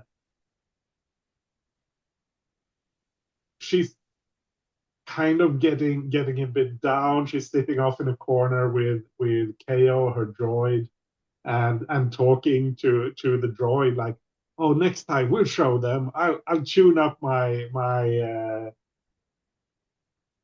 technobabble and Hmm. and yeah, Mara thinks she's such a hot shot, but I'll show her. I'll show her. And how do we see I'll like show her. do you turn to the positive or the dark side of your decompression here? Do you stay with the drinking or do we see something else there? Ooh. Um, yeah, think I think she gets an idea, or her and Teo like talk uh, back and forth about what they could do to improve her ship. So I think I'll go to doing chores by like doing ship maintenance and making sure everything's like tuned just right, and because she oh she's telling herself at least that the reason she got detected and was out of formation and all of that is because the controls weren't quite right. They're not like adjusted properly. Hmm. So she's starting to like adjust things and fine tune the sensors and that sort of. So we'll see that I imagine that we probably, as the camera moves through the base, we see you asleep, maybe on a hammock or a cot there by your ship. Yeah, Uh, yeah, absolutely. Mala, where do we see you sleep? What does your room look like, or where do we see you crashed out here as darkness falls? Um, I think she has just a little corner, dark corner, where everything is exactly where she wants it. Okay. You know, she's got the hammock, and underneath the hammock, you know, she's got all of her bits and pieces, and they're all laid out very, very neatly and cleanly. Um, and uh, uh, and maybe the only out of place thing is the green milk that a mainly empty glass of green milk on the Nice. ground as she's sleeping in the hammock. And Prince, what about you? So he's in his very kind of incredibly messy sort of cot in the corner, and he's in the cot, but he's paging through um, manuals and sort of especially basically anything that's sort of officer or flight leader aimed because he's terrified. He's got to show Viper he can actually pull this off. Absolutely. So And yeah, Viper, he's there with one of his drinks late nice. into the night trying to figure this out. Viper, on the other hand, what about you? I think I hope it's okay with everyone. I think we see Viper sort of a little worse for wear going down the corridors of the base and then loudly knocking on another NPCs. I'm thinking maybe the chief engineer's door. Okay. And there's a sort of, come on, against for old time's sake, and trying to maybe fade to black as she goes into his quarters for clearly Nice. worse for wear. As she's not squadron leader anymore. It's great. Yeah. I can relax. And I think we cut to a shot and we see, various rebel people, with the weird hats and the things and illuminated by the screens. And suddenly the lights change and so on. And we've got signal, we've got tone. And the alarms go off and we see the sirens going off and Commander Grin comes over the comms and says, Ultraviolet Squadron to your ships in the air. Everyone else, General Evac. General Evac. Order one, General Evac. Get to the vessel. And we'll see all of you scrambling up from your various states, running to your ships. By the time you get there, I think Sig is obviously right there, but I think you'll see Grin is in there, and he says, Star Destroyer at very long range, dropped out of warp. They've launched a wing of fighters, large numbers. Uh, we are bundling everybody into the transport ship. We need you to get up there and interdict as best you can while we get everybody off planet. It's going to take us some time, so we need you in the air right now. And we see the shots, ultraviolet 1, ultraviolet 2, ultraviolet 5, all the call numbers as you're in your ships, the R2 units get lowered in, and we will see you launch up into the air. I just have one little thing, Please. lol, which is that that Marla, as she's getting into the cockpit of the Y-wing, you can see that she's got this fabric bag or whatever of stuff, and it's her hammock that she's picked up all of her stuff and turned into a go bag and has thrown it in the back because that's the kind of person she is. Nice. I like it. We will see you, taking off. We'll see you in orbit, cutting through the atmosphere, and you will see a large group. You will see a large swarm of fighters. You will see several groups of TIE fighters and a couple of groups of TIE interceptors, more advanced ships there. So this is our maneuver phase for the, sorry, I always get this wrong, the detection phase. We're all going to roll with technology. I've got 3 things to roll for. So everybody can go ahead and make your roll. Add anything you have, a bonus for detection phase, and I'm going to come around and check what your results are here. So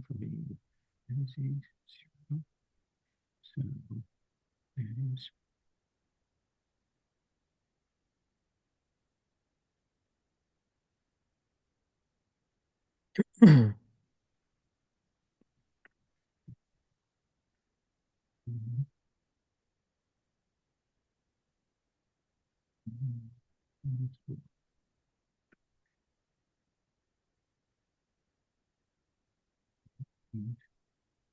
All right, I've got 4, 3, 4. What do you all have? Pitchfork, 5. Mala, 5. Prince, Big old 0. big old 0. Viper, Sorry, 3. 3. Squadron leader going well there Yeah. already, Prince. So what do you think it is that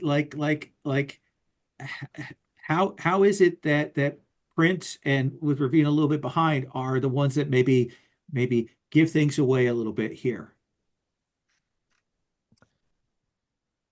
I think Prince is he's trying to take the lead. Which is not just to compete, but also because he sort of he feels like he's the best at sort of handling incoming fire. So he's trying to sort of make himself a little bit of a target if he needs to be, if anyone in the squadron would. So a moment of sort of selflessness, but it's going wrong. Absolutely. All right. I Yeah. just and I Ravina. like Viper's just. I'm too focused on Prince, like going what is he doing to Yeah, I'm actually saying get my own UV position. squadron on me, and that's it. All right, I'm going to roll and put my things on the chart, and then I'm going to have go around and have all you roll, and we'll put you in place as well. So let me start with mine. So so that is going to be that, and that is going to be that. Okay. So copy those, put those in position.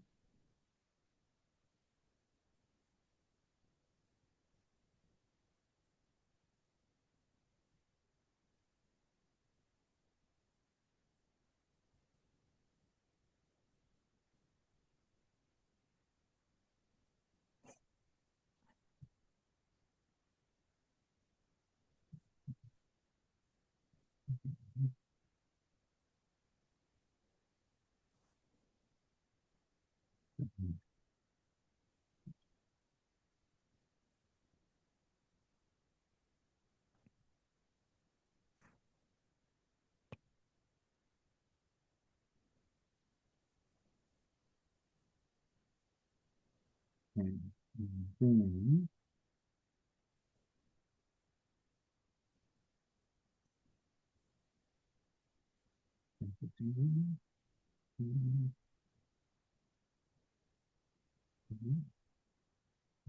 that is going to be that.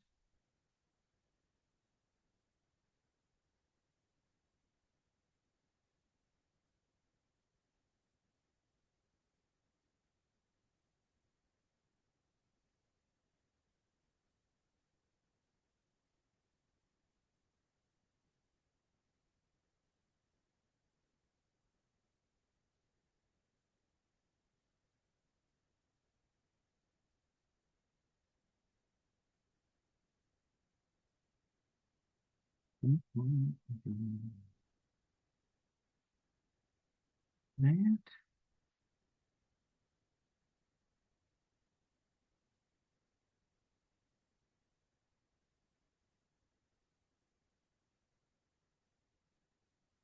Mala, let me ask you a question. Hmm. What is it that identifies that ship there at +5 as your sister? Yes. I've put a picture of her in the NPCs tab. Oh, nice. Ooh. I think we both come from this long family tradition. Yes. So I think it's a crest. I mean, you've got this nice red looking interceptor there. Mm-hmm. but I think there's this family crest of sort of like maybe a cross with a horseshoe around it kind of look, Nice. all in red. All right. Uh, let's begin with Pitchfork. Pitchfork, can you please, to get yourself on the table, you are going to make a roll with tactics. Except I'm rolling pilot because I That's have right. that. And I get a total of 4 because that's a -1 and I have a +1. Okay. So, and you are blue. Put you in there. Next, Hood. All right. So I'm at +4 for tactics. And managed to roll a -2. Where does So that I guess put you? at +2. +2. Yeah. Is it that you're thrown off by seeing your sister, or is it just yeah, okay. Yeah, I think so. Viper.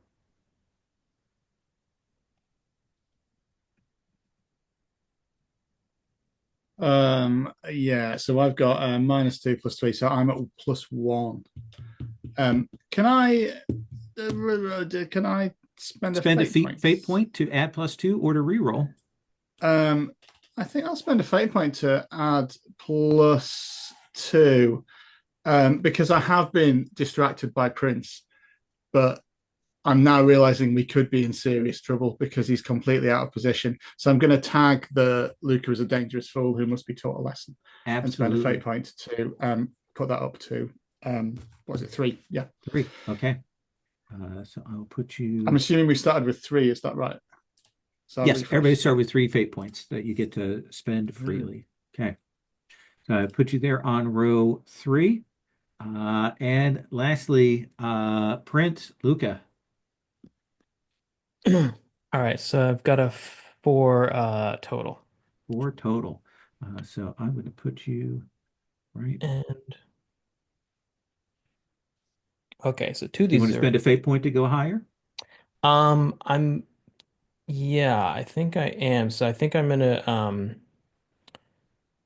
yeah, I think maybe I'll invoke my second place as first loser here because I Okay. was trying to race out to engage them as quickly as possible. So yeah, I'm Okay. gonna punch it. So we'll put you at +6 then.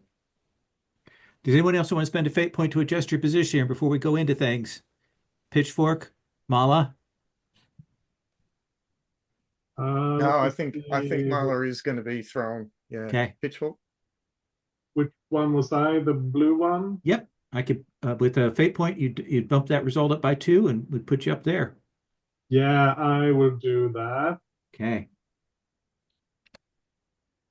So our 2 X-wings get into position a little bit. I'm sorry. Yeah, our 2 X-wings get into position a little bit higher there. We're going to start with them. Let's start with Luca. You are squadron leader. Okay, so I'm gonna all right, so I'm gonna start by trying a Oh, snapshot.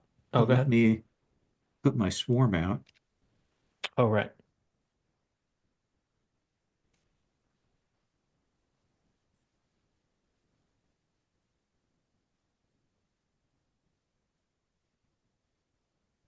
My swarm is on the table.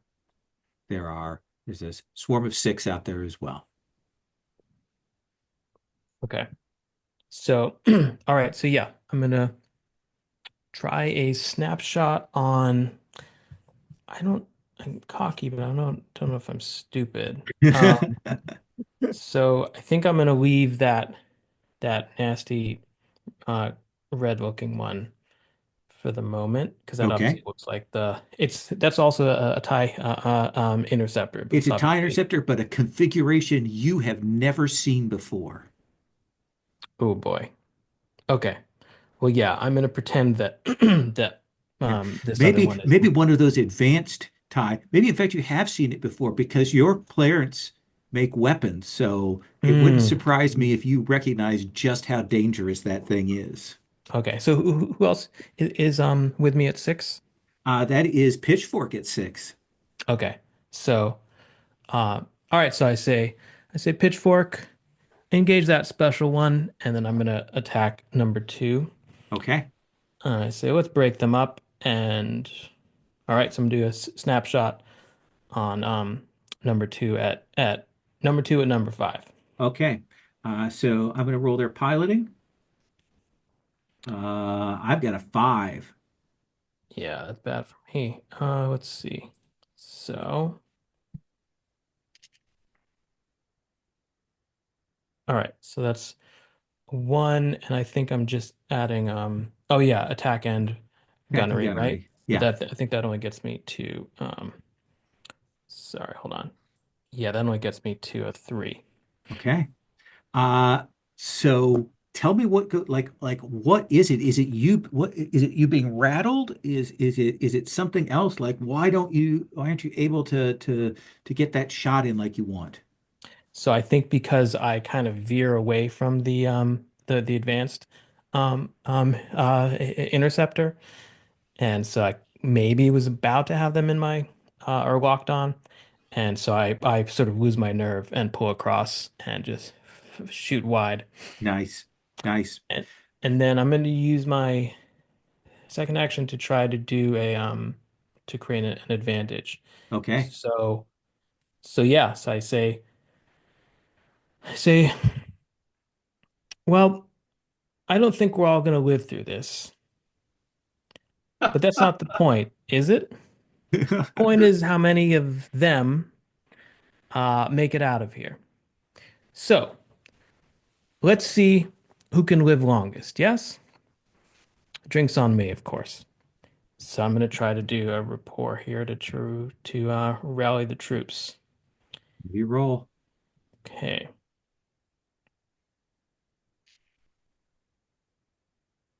All right. So it's that uh,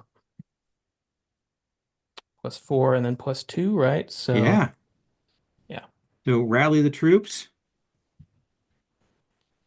yeah. Okay, we got that on the table. 2 invokes of that, plus the free one for yourself there.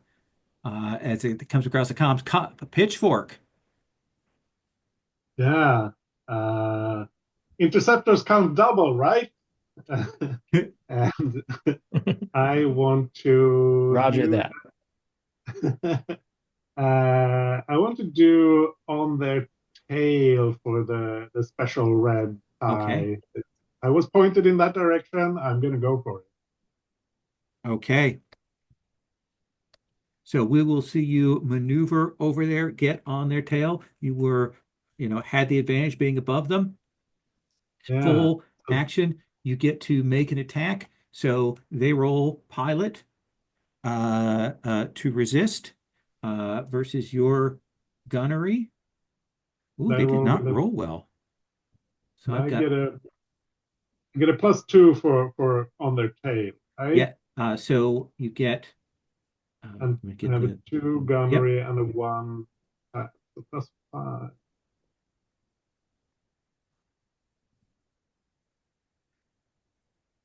I get a 6. Get a 6. And I had that. So that's going to One be of my dice are top of yours. That's weird. 5. So I'm going to spend one of my swarm. We'll go down to 5 on that. And you will crackle across their shields there. Mhm. You are on their tail, like you get in behind, but it is solid there. We will see then. Next action, we're going to see that pair at +5 uh, will drop down to take that shot at red there, which I believe is Viper. Yeah, yeah. Um, so this is you rolling versus their Gunnery, you roll your piloting versus it.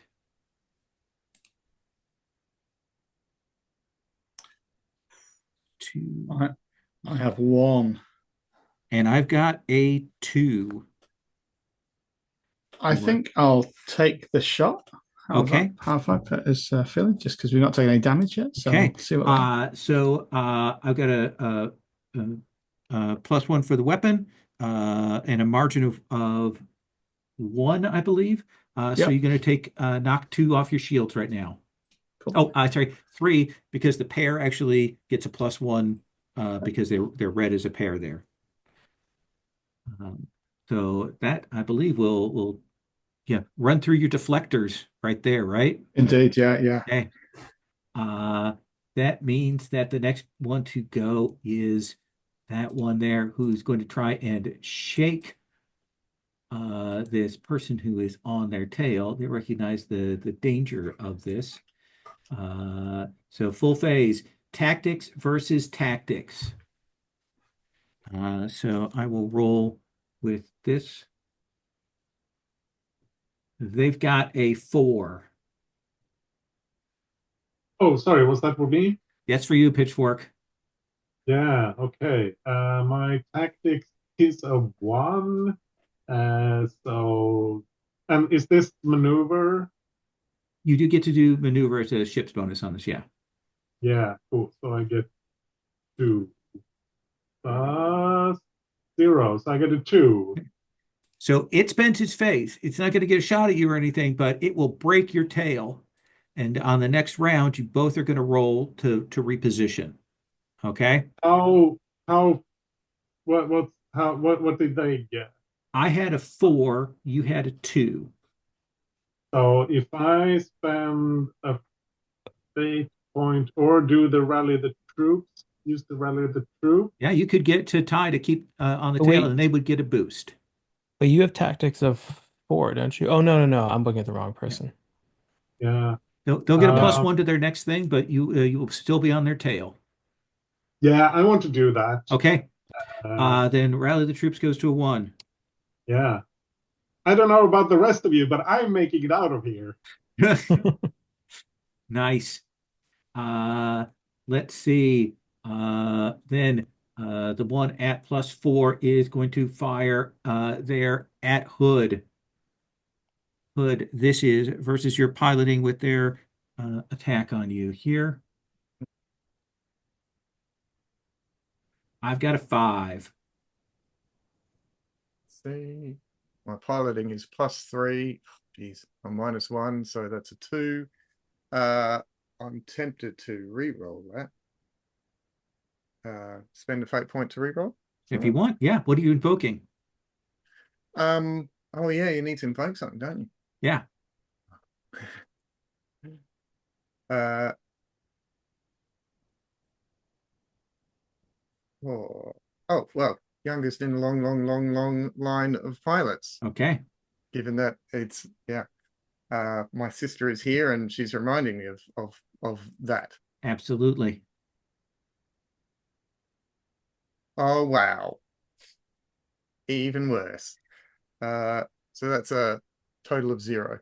That is a total of 0. Do you want to spend anything to to spend the rally Oh to lower that margin? yeah, it's actually it's a total of 1 on a Okay. +3.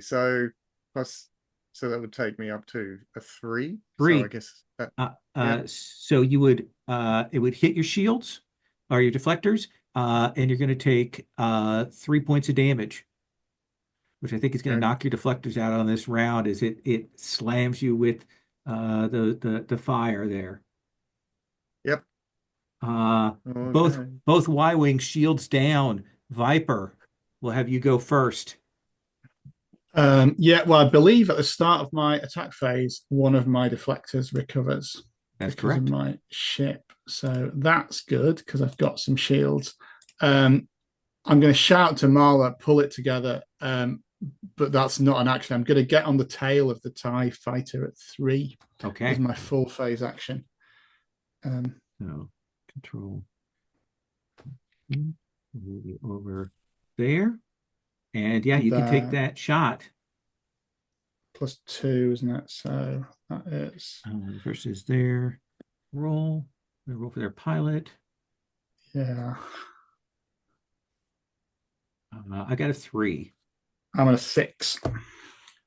So 3 for your margin, and then what's your weapon on that? It is just well armed, so plus weapon 1. Weapon 1. So 4. You punch through the shields, and it is barely holding it together. If you want to spend a fate point, you could take one of them out. I don't know. Maybe I'm inspired by the rallying of the troops that my nominated squadron leader has done, actually. So can I tag that aspect again Absolutely. to take one of them out? That might be the. So you will punch out one of them and take them out. They are going to try and shake your tail because that's what you do when somebody's on your tail. So tactics versus tactics here. I get maneuver though, don't I? As well. Yes. 3. And I've got a 3 as well. So they will get a boost, but you will stay on their tail. We come to Hood. Mm. Yeah, I think that Hood wants to get on their tail as well. Is that Full action. You want to move on that group 2? Yeah. Okay. Yep. Yes. Okay.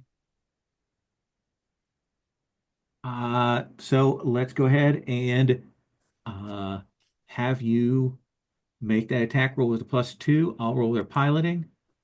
Mm-hmm. Oof.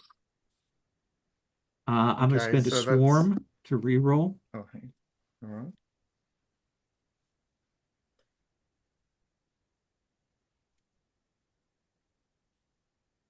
That gives me a -10. So I've got a 0. So I'm on an 8. On an 8. Yeah, so I've got +2 gunnery, +1 attack, +2 gunnery for the first time I attack any individual. Absolutely. And then the +2 for being on the tail. Absolutely. You just annihilate that one. One of the pair there is just absolutely vaporized by that shot. They are going to tactics versus tactics try to drop you off their tail. They've got a 0. You roll your tactics. So that's 1 + 4 is 5. Okay, you will stay on their tail. And that means that the last one, effectively what they've got to do is try and get into position. So they're gonna, let's see. They're first going to see if they can aid the swarm. No, they will not be able to create an advantage to boost the swarm up as they fly around, and they are going to try to tactically refocus, which is going to actually it's going to leave them where they are. It would actually be lower, but the drop down, so that kind of cancels out. That's the end of that round.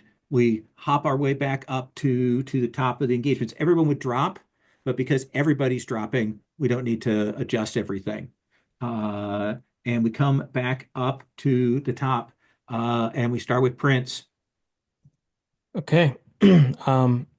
I'm going to try to, yeah, that same one that, oh, you know what? Maybe I'll get on their tail. Yeah, I'm gonna try to, oh, actually, my invokes are gone, right? You've So, got your invoke left. You haven't right, used right. it, so the ones that the group used yours, but then you've got your free invoke on it. Okay. So then I'm gonna do a snapshot on uh n n number two Okay, interceptor. absolutely. So Okay. I'm going to roll their Yep. pilot against that. This is with a +2. That's a -1. That's what I need. I'm going to spend one of a swarm to get that up to just a 1. Okay. So I got 1 + 1 + 1. So I got 3 total. 3. So 2. And what's your weapon damage? It is, sorry, hold on.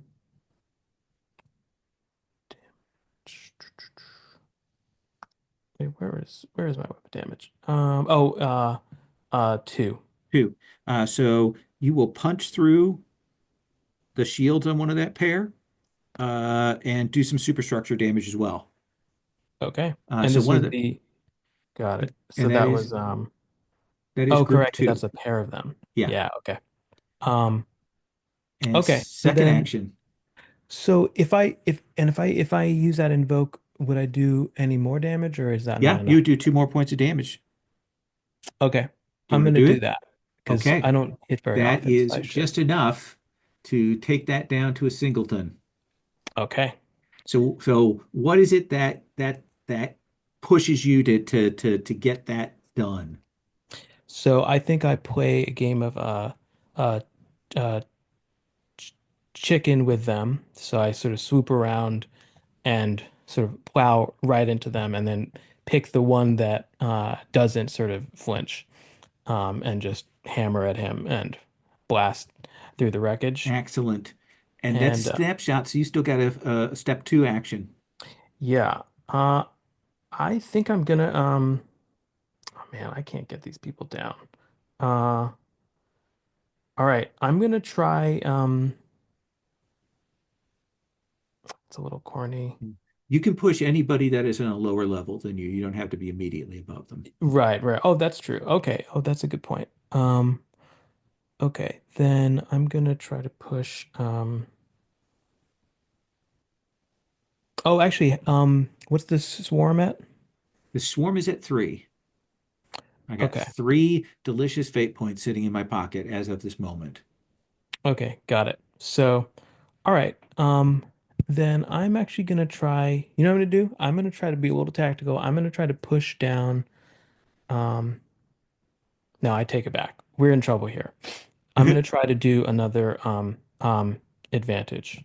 Okay. So, What's different this time about the rallying? right. So I think specifically this is gonna be a little more focused. So I say if we kill that red one, I don't know, it's Mala's sister, right? Right. Um, so I say, if we kill that red one, they'll rout. They're cowards. Every TIE pilot is a coward. Um, and so I say, focus fire on that scoundrel. Um, so that might not be inspirational, but I'm going to try to basically create that sort of advantage, which is just related to that um, fighter, if that makes Okay. sense. Yeah, absolutely. Let's have you make that roll. Okay. So,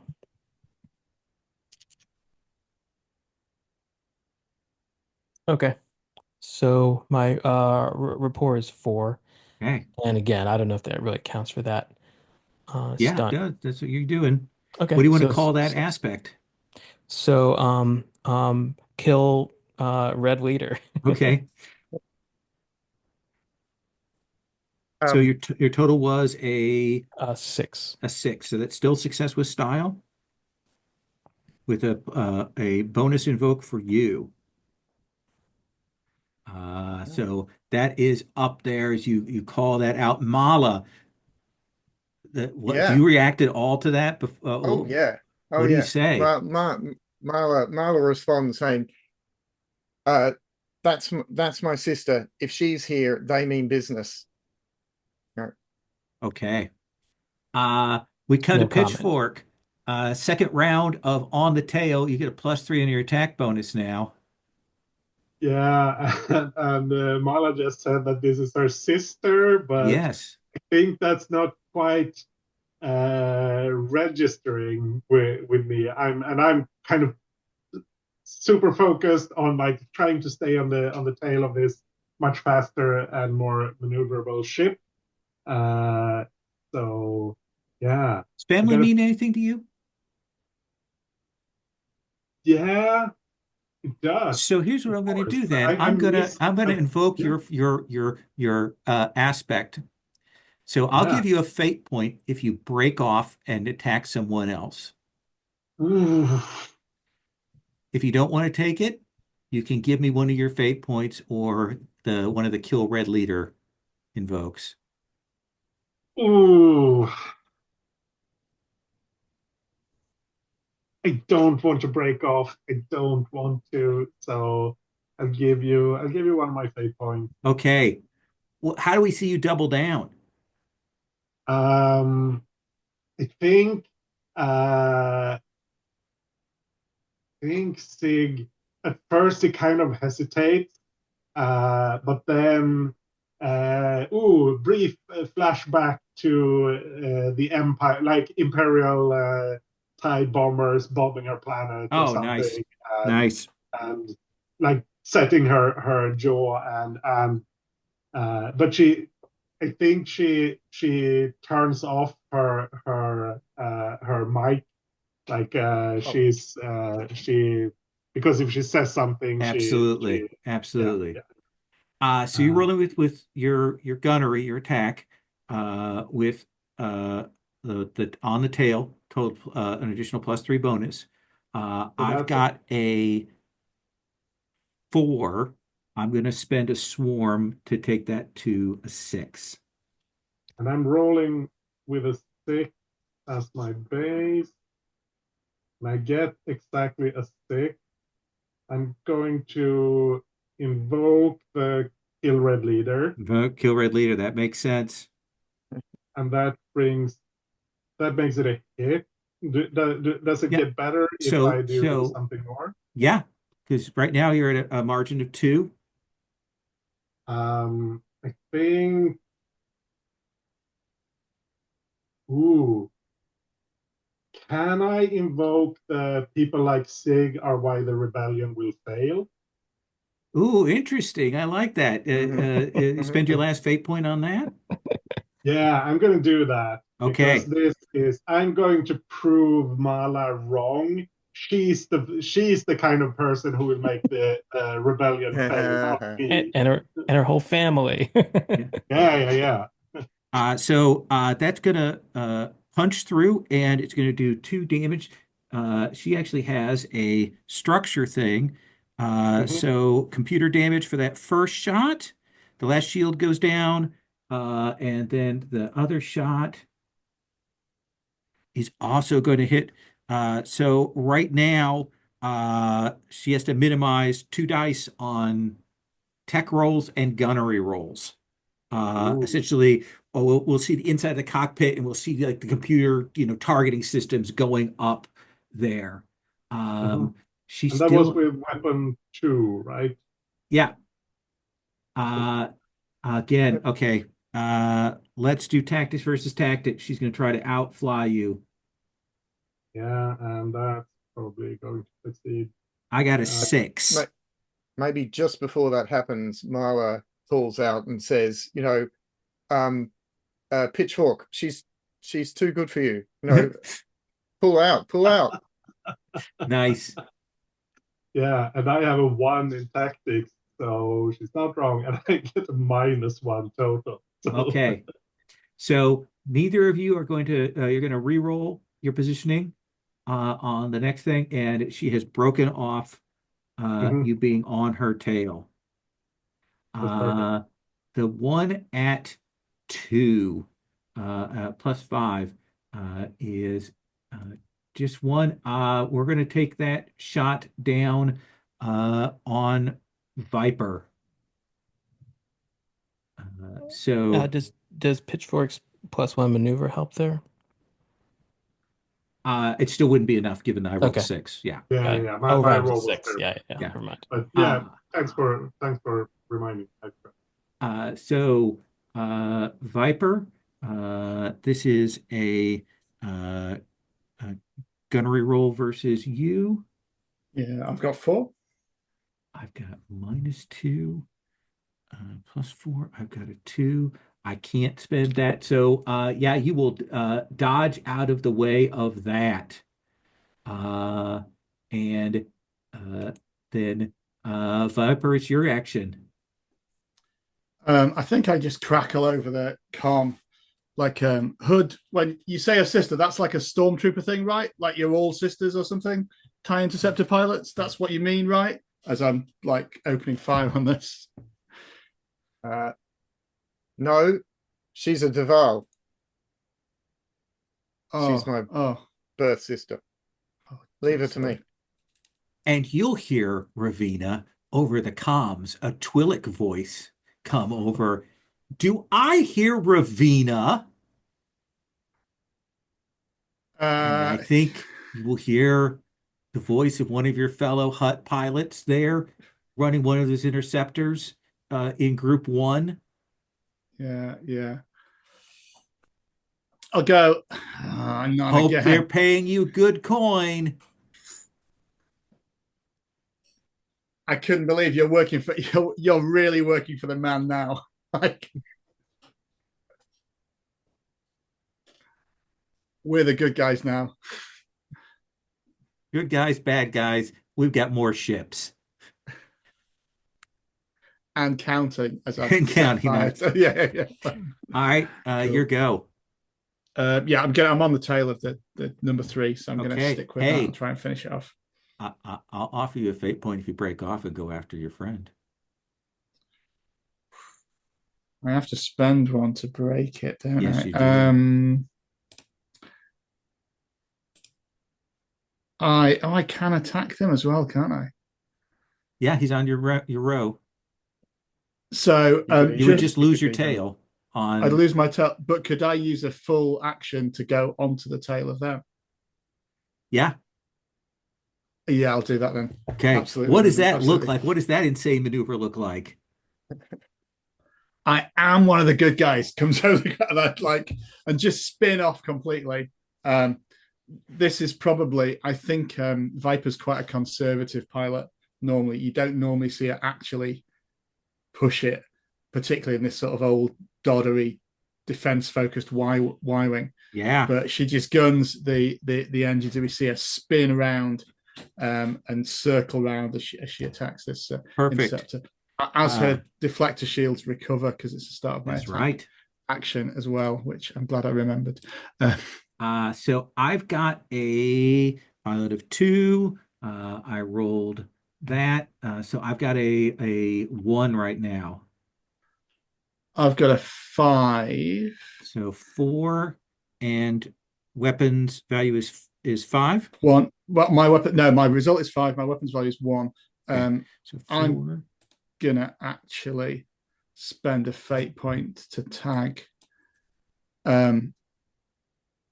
This is not my first rodeo, but will it be my last? As I really go for it, I'm here to put that up to 6. To put up to 7. Sorry. And we will see that ship. You will target it. You've got the comms on it, and you will blow it out of the sky. Absolutely annihilates it. It was a great NPC to introduce momentarily. Absolutely, that's what you'll do in these things. I do think that 2 already went. That one went. So the one at 1 is going to try and break off your tail. Tracker. Let's see. Pilot +2. The tactics +3. Tactics. I get maneuver though, don't I, as well from this? Yeah. So I'm on 4. 4. I'm on 4 with that. So they will get a boost, but they do not break the tail. And that's their full action. We go to Hood. Yeah. Oh, I need to understand things a little bit. So I could boringly do just do a quick shot and then a tactical reposition. Yes. Right? Yep. Tactical reposition. Like everyone's actually shifted down at least 1, right? Everyone except for, well, we'll roll for Pitchfork and your sister at the end, and everybody else is gonna reposition. Is everybody gonna drop 1? Yeah, because I just do a flat roll, so I'm +4, and then it will be whatever on either side of that. But so what I you're want right. to do is get above. We're all on one lower than it looks than that because we would have all. Yeah. Yeah. I think I know what you mean. Yeah. Yeah. Yeah. Because I feel like, yeah, if I'm, I think I will do Hard that. call. I'll just do that. Okay. Because I will. Ideally, I want to get above my sister, or at Yeah. least the same Well, level. we've got Kill Red Leader still on the table. We got one and Oh, a yeah. free one for Prince. Kill is a strong word there. Okay. Let's do your shot on this TIE fighter. Yeah. Yeah. Right. So I've already fired at them once. This is just a snapshot, so I don't get like the big advantage or anything from being on their tail or anything, do I? Correct. Okay. And I've got a 2. I've got a +3, which wouldn't do very much. You would need 2 invokes to take it out. Oof, 2. Yep. Hmm. Oh, I'm sorry, 1 invoke. I'm looking at the wrong thing. Oh, right. Oh, okay. If it's only 1, then I will. Yeah, I think What that are you invoking? again, What, spending a fate point and invoking? it's going to be youngest in a long, long, long, long line of pilots. Okay. I'm basically my sister is there. These TIE fighters, they're just nothing to me. Perfect. Right? And then your tactical roll. And then my tactical roll, yeah. Oh. Right, okay. So that's tactical, which is +4. And give that roll. 3, brilliant. 3. Now If you I'd spent like to Kill invoke Red the Leader, you would be Kill Red Leader on 5. which would put me on 5, which would put me on the same level. Yep. So yes. So you will hop up there. Yep. Let's see. 3 is we'll do a tactical refocus. Sorry, Lol, can I just say so I come in, I take out that TIE fighter, she and she repositions and gets maneuvers, gets to the point where she's got her sister in her sights, right? Now,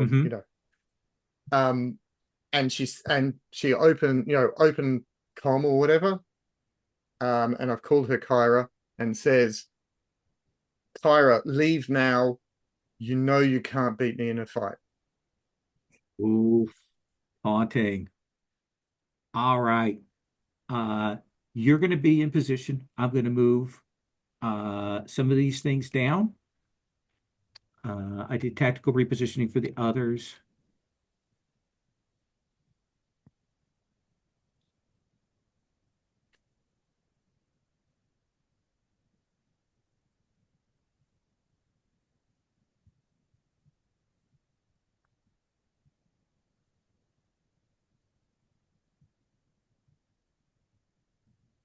So I should roll, right? Yes, this is a tactics roll. Because this isn't, or is this isn't the maneuver phase, right? That's only the initial one. Yeah, so what we're doing right now is this is a maneuver phase. Yep. So Oh, you okay, get that okay. bonus to this. Yeah. So I get to use my pilot as well. Yes. My my +1.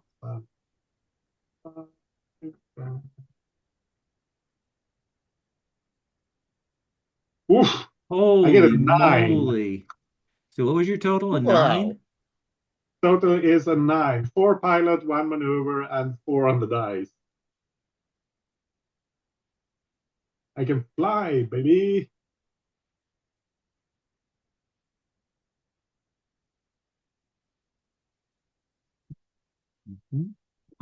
And her repositioning just puts her where she's at. Doesn't get out of range. Pitchfork. You bank and take the high ground You have it, and you are up above. What are you doing? Oof. I mean, I have to go for it. It's what my squad leader told me to do. Not that that's what I'm doing, why I'm doing it, but Right? yeah, I have to go for it. I have to get on her tail again. And this Okay. starts now it starts over, right? With being Yeah. on her tail. So we Yeah. put you down on her tail there, Uh, and you can so I've make that got, attack roll. yeah, gunnery +2, +4, I'm rolling +3. +5. I'll spend a swarm. I've got a 4. I've got a +5, and the dice say 0, so that's just a hit. I That's get just a five hit. total. And what's your weapon Five total. damage? 2. 2. Going to take another. Let's roll a D. So hit the propulsion system on that one. So you do that wing hit, but it's still moving. Yeah. Put I turn on my comms again. Who's not good enough? Hood. Yeah. So what I'm it sounds like she's nearly taken out, right? Um from There's some what you ways would that you could take her out on this round. Yes. uh I guess what I want to do is I want to roll like I'm attacking her, but if I succeed, then actually I I convince her to stand down, sort of thing. Okay. Does that Yeah, you can use your invokes. So we'll do this as a mental attack. Uh, discipline. Or no, provoke is actually what this is. You're trying to terrible at provoke? Yeah. okay. Okay. All right. So I'm trying to provoke her to back down. Okay. You get a free Yes. Just invoke. as to ask if this is possible, could you try to disable the ship without destroying it? Yeah. I We'll work guess. that into the fiction here, is what we'll probably do. I'm going to give you a free invoke for the damage that she's taking because that is one of the effects there. So you can make your roll. Okay. So that's a +1 at the moment. +1 plus another one for the provoke is +2. Plus the Um. invoke is so you're at a 4 right now. Yeah. Yeah.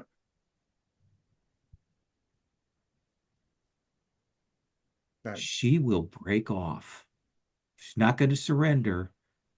She's not going to let it go, but she's going to fly off if you will let her. I do let her. Okay.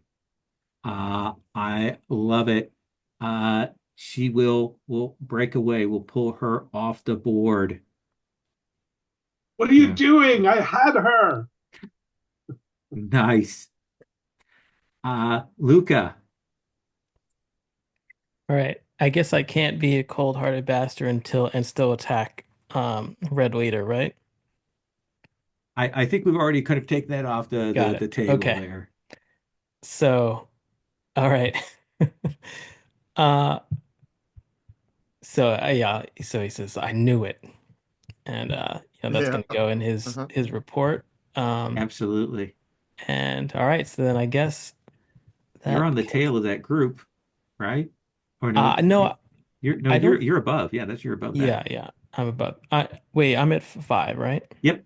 So you could Yeah. Okay. attack group 2 would probably be better because Ravine is on Yeah. the tail of group 1. So I'm gonna yeah. You know what? I'm actually gonna try to push group 2 down. Okay. Do you want to do Um. your snapshot first? Oh, right, right, right. Yeah. Actually, can I do? Yeah. I'm not gonna. I guess I'm done invoking. So yeah. So I'll try to Oh wait, is group two damaged? The second ship in there has not suffered damage. Okay, You I'm still actually do have the red leader invoke left on your side of things. I know, but Red Leader's gone. Yeah. Um, well, you know what? I'm gonna do yeah, okay. So I'll do a snapshot on them. Okay. Maybe I can invoke it. Let's see. So, okay. All right, so group two. Oof. When these guys roll bad, that's my moment to strike. That is, what do you got for me here? Sorry, so I have a two total. Okay. And I've got a -1. So that's a 3 difference. And what's your damage value? Two. Give me an invoke and you can take them out. So yeah, I'm gonna use the last of Red Leader and say, I say, look, they're running. I say, all TIE pilots are cowards, with a glance towards Mala. Nice, nice. Actually, it's this one here, the one there. That brings us to Viper. You're on the tail of this last TIE interceptor. Wait, I've got one other. I was just gonna try to push Oh, because that was yeah. just my snapshot, I think, right? Oh, sure. So, oh, actually, I guess there's no point really in pushing, is there? No, Um, because right now he's on the tail. okay, I'll just try to hit the swarm if there's anything left. Absolutely. Yeah, there is. I've got one, so you can do it. So I can't invoke it against Viper. Okay, So so that's a my gunnery overcome. okay, so gunnery, I think I only got two. Total of 2. So that will be enough to take my last swarm out. So swarm is gone. I've got no more invokes. Viper. This is the second round that I've been on this thing, Oh isn't it? yeah. So I get my deflectors are +3. back. My deflectors are back to full as well. Oh, what the what? It'd be the same if you had that power, wouldn't it? As a GM, it'd be just as Yeah. frustrating for us. So yeah. So yeah, I'm just gonna on the tail try and get this. You better not be a Twi'lek too, as I'm Yeah. firing at this other guy. Um, and I have right. I have 5, but I am going to spend that last fate point. I've got 3. Got 5 is 2. You can spend that fate point. Takes me 4. Do you Last have fate point, tag veteran pilot with an acid tongue to put that up to 7. and that will blow through that last one. And I think that seeing Red Leader go and seeing those, all of the high-powered interceptors go, the swarm is gone. I think we see those last couple of TIE fighters. They do that peel off, justifying that they've got to go back to the to the Star Destroyer.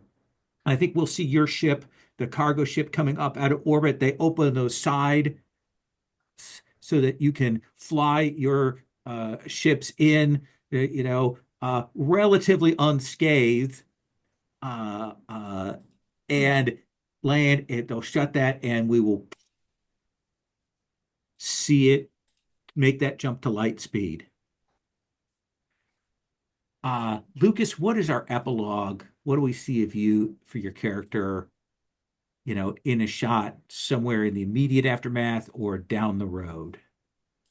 So I think pretty soon after he's writing up his report, he's trying to sort of gather all of his evidence against Mala, and and then he takes a drink and he rips it up Oh. because he's he's squad leader and that's what you got to do.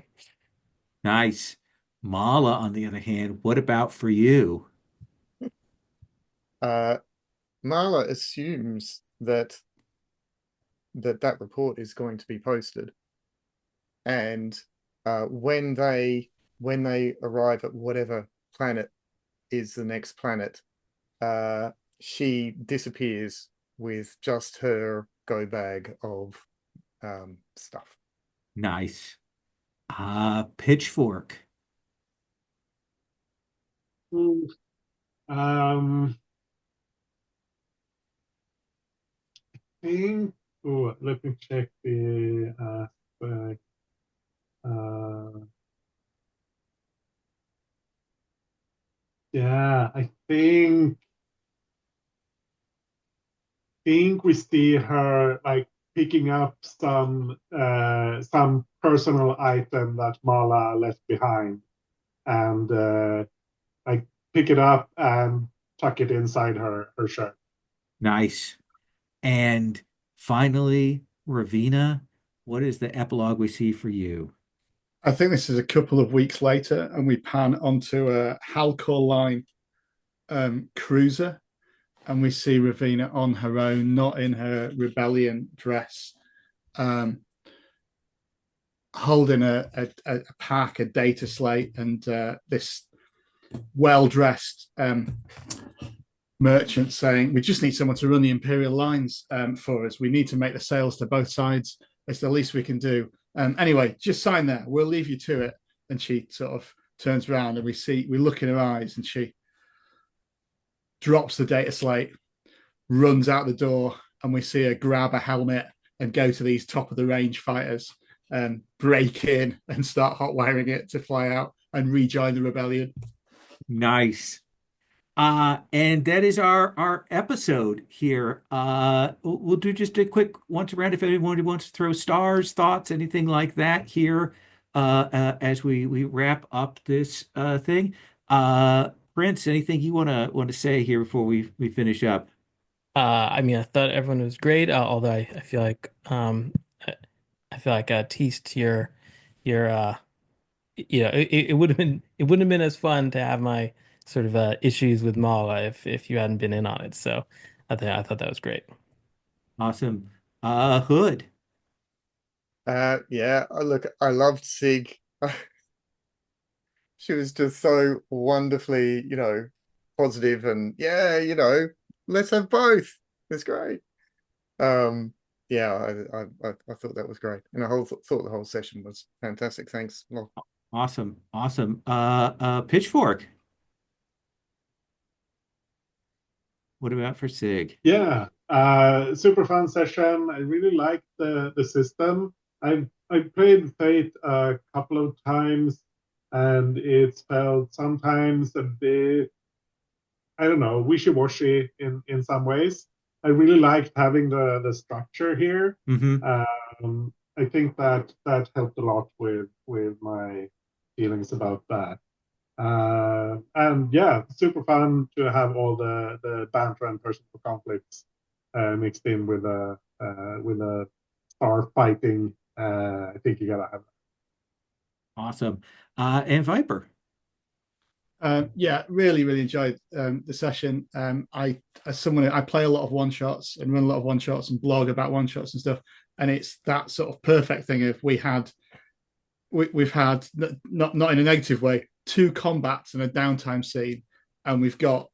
I feel like we know all four characters really well now. We've got a snapshot of their entire sort of narrative arc. Anyone who says you can't do narrative arcs in one shots, we know exactly where they're going, and we're going to go to it. So really enjoyed everything that the players brought to it as well. And shout out Lowell as well. It is a crunchy system, that combat, and you Hmm. you corralled us really well to get us to get to know it and learn it, and then go through it and there. So thanks for that. Hand holding us through that. It's not easy to hold those numbers in your head all the time, is it? So this is great fun for me to run. I really enjoy it. I'm glad to have a chance to do Tachyon again. I like the dogfight combat stuff. Everybody gave me great material to work with. Again, I wanted a tight 3 hours, and we are about to hit exactly three yeah, hours in just 1 minute. yeah. So I love keeping things on track. Great stuff. Had a dynamite time. And it felt like a really fun combat to me. I would have liked to have done some damage to you beyond your shields, but that's how it happens. I should have mentioned that I've been wanting to play this since you first mentioned it, Will, years ago, and so this is it's a real sort of closed loop. So Awesome. Good. Good. I'm so glad. I'm going to stop the recording.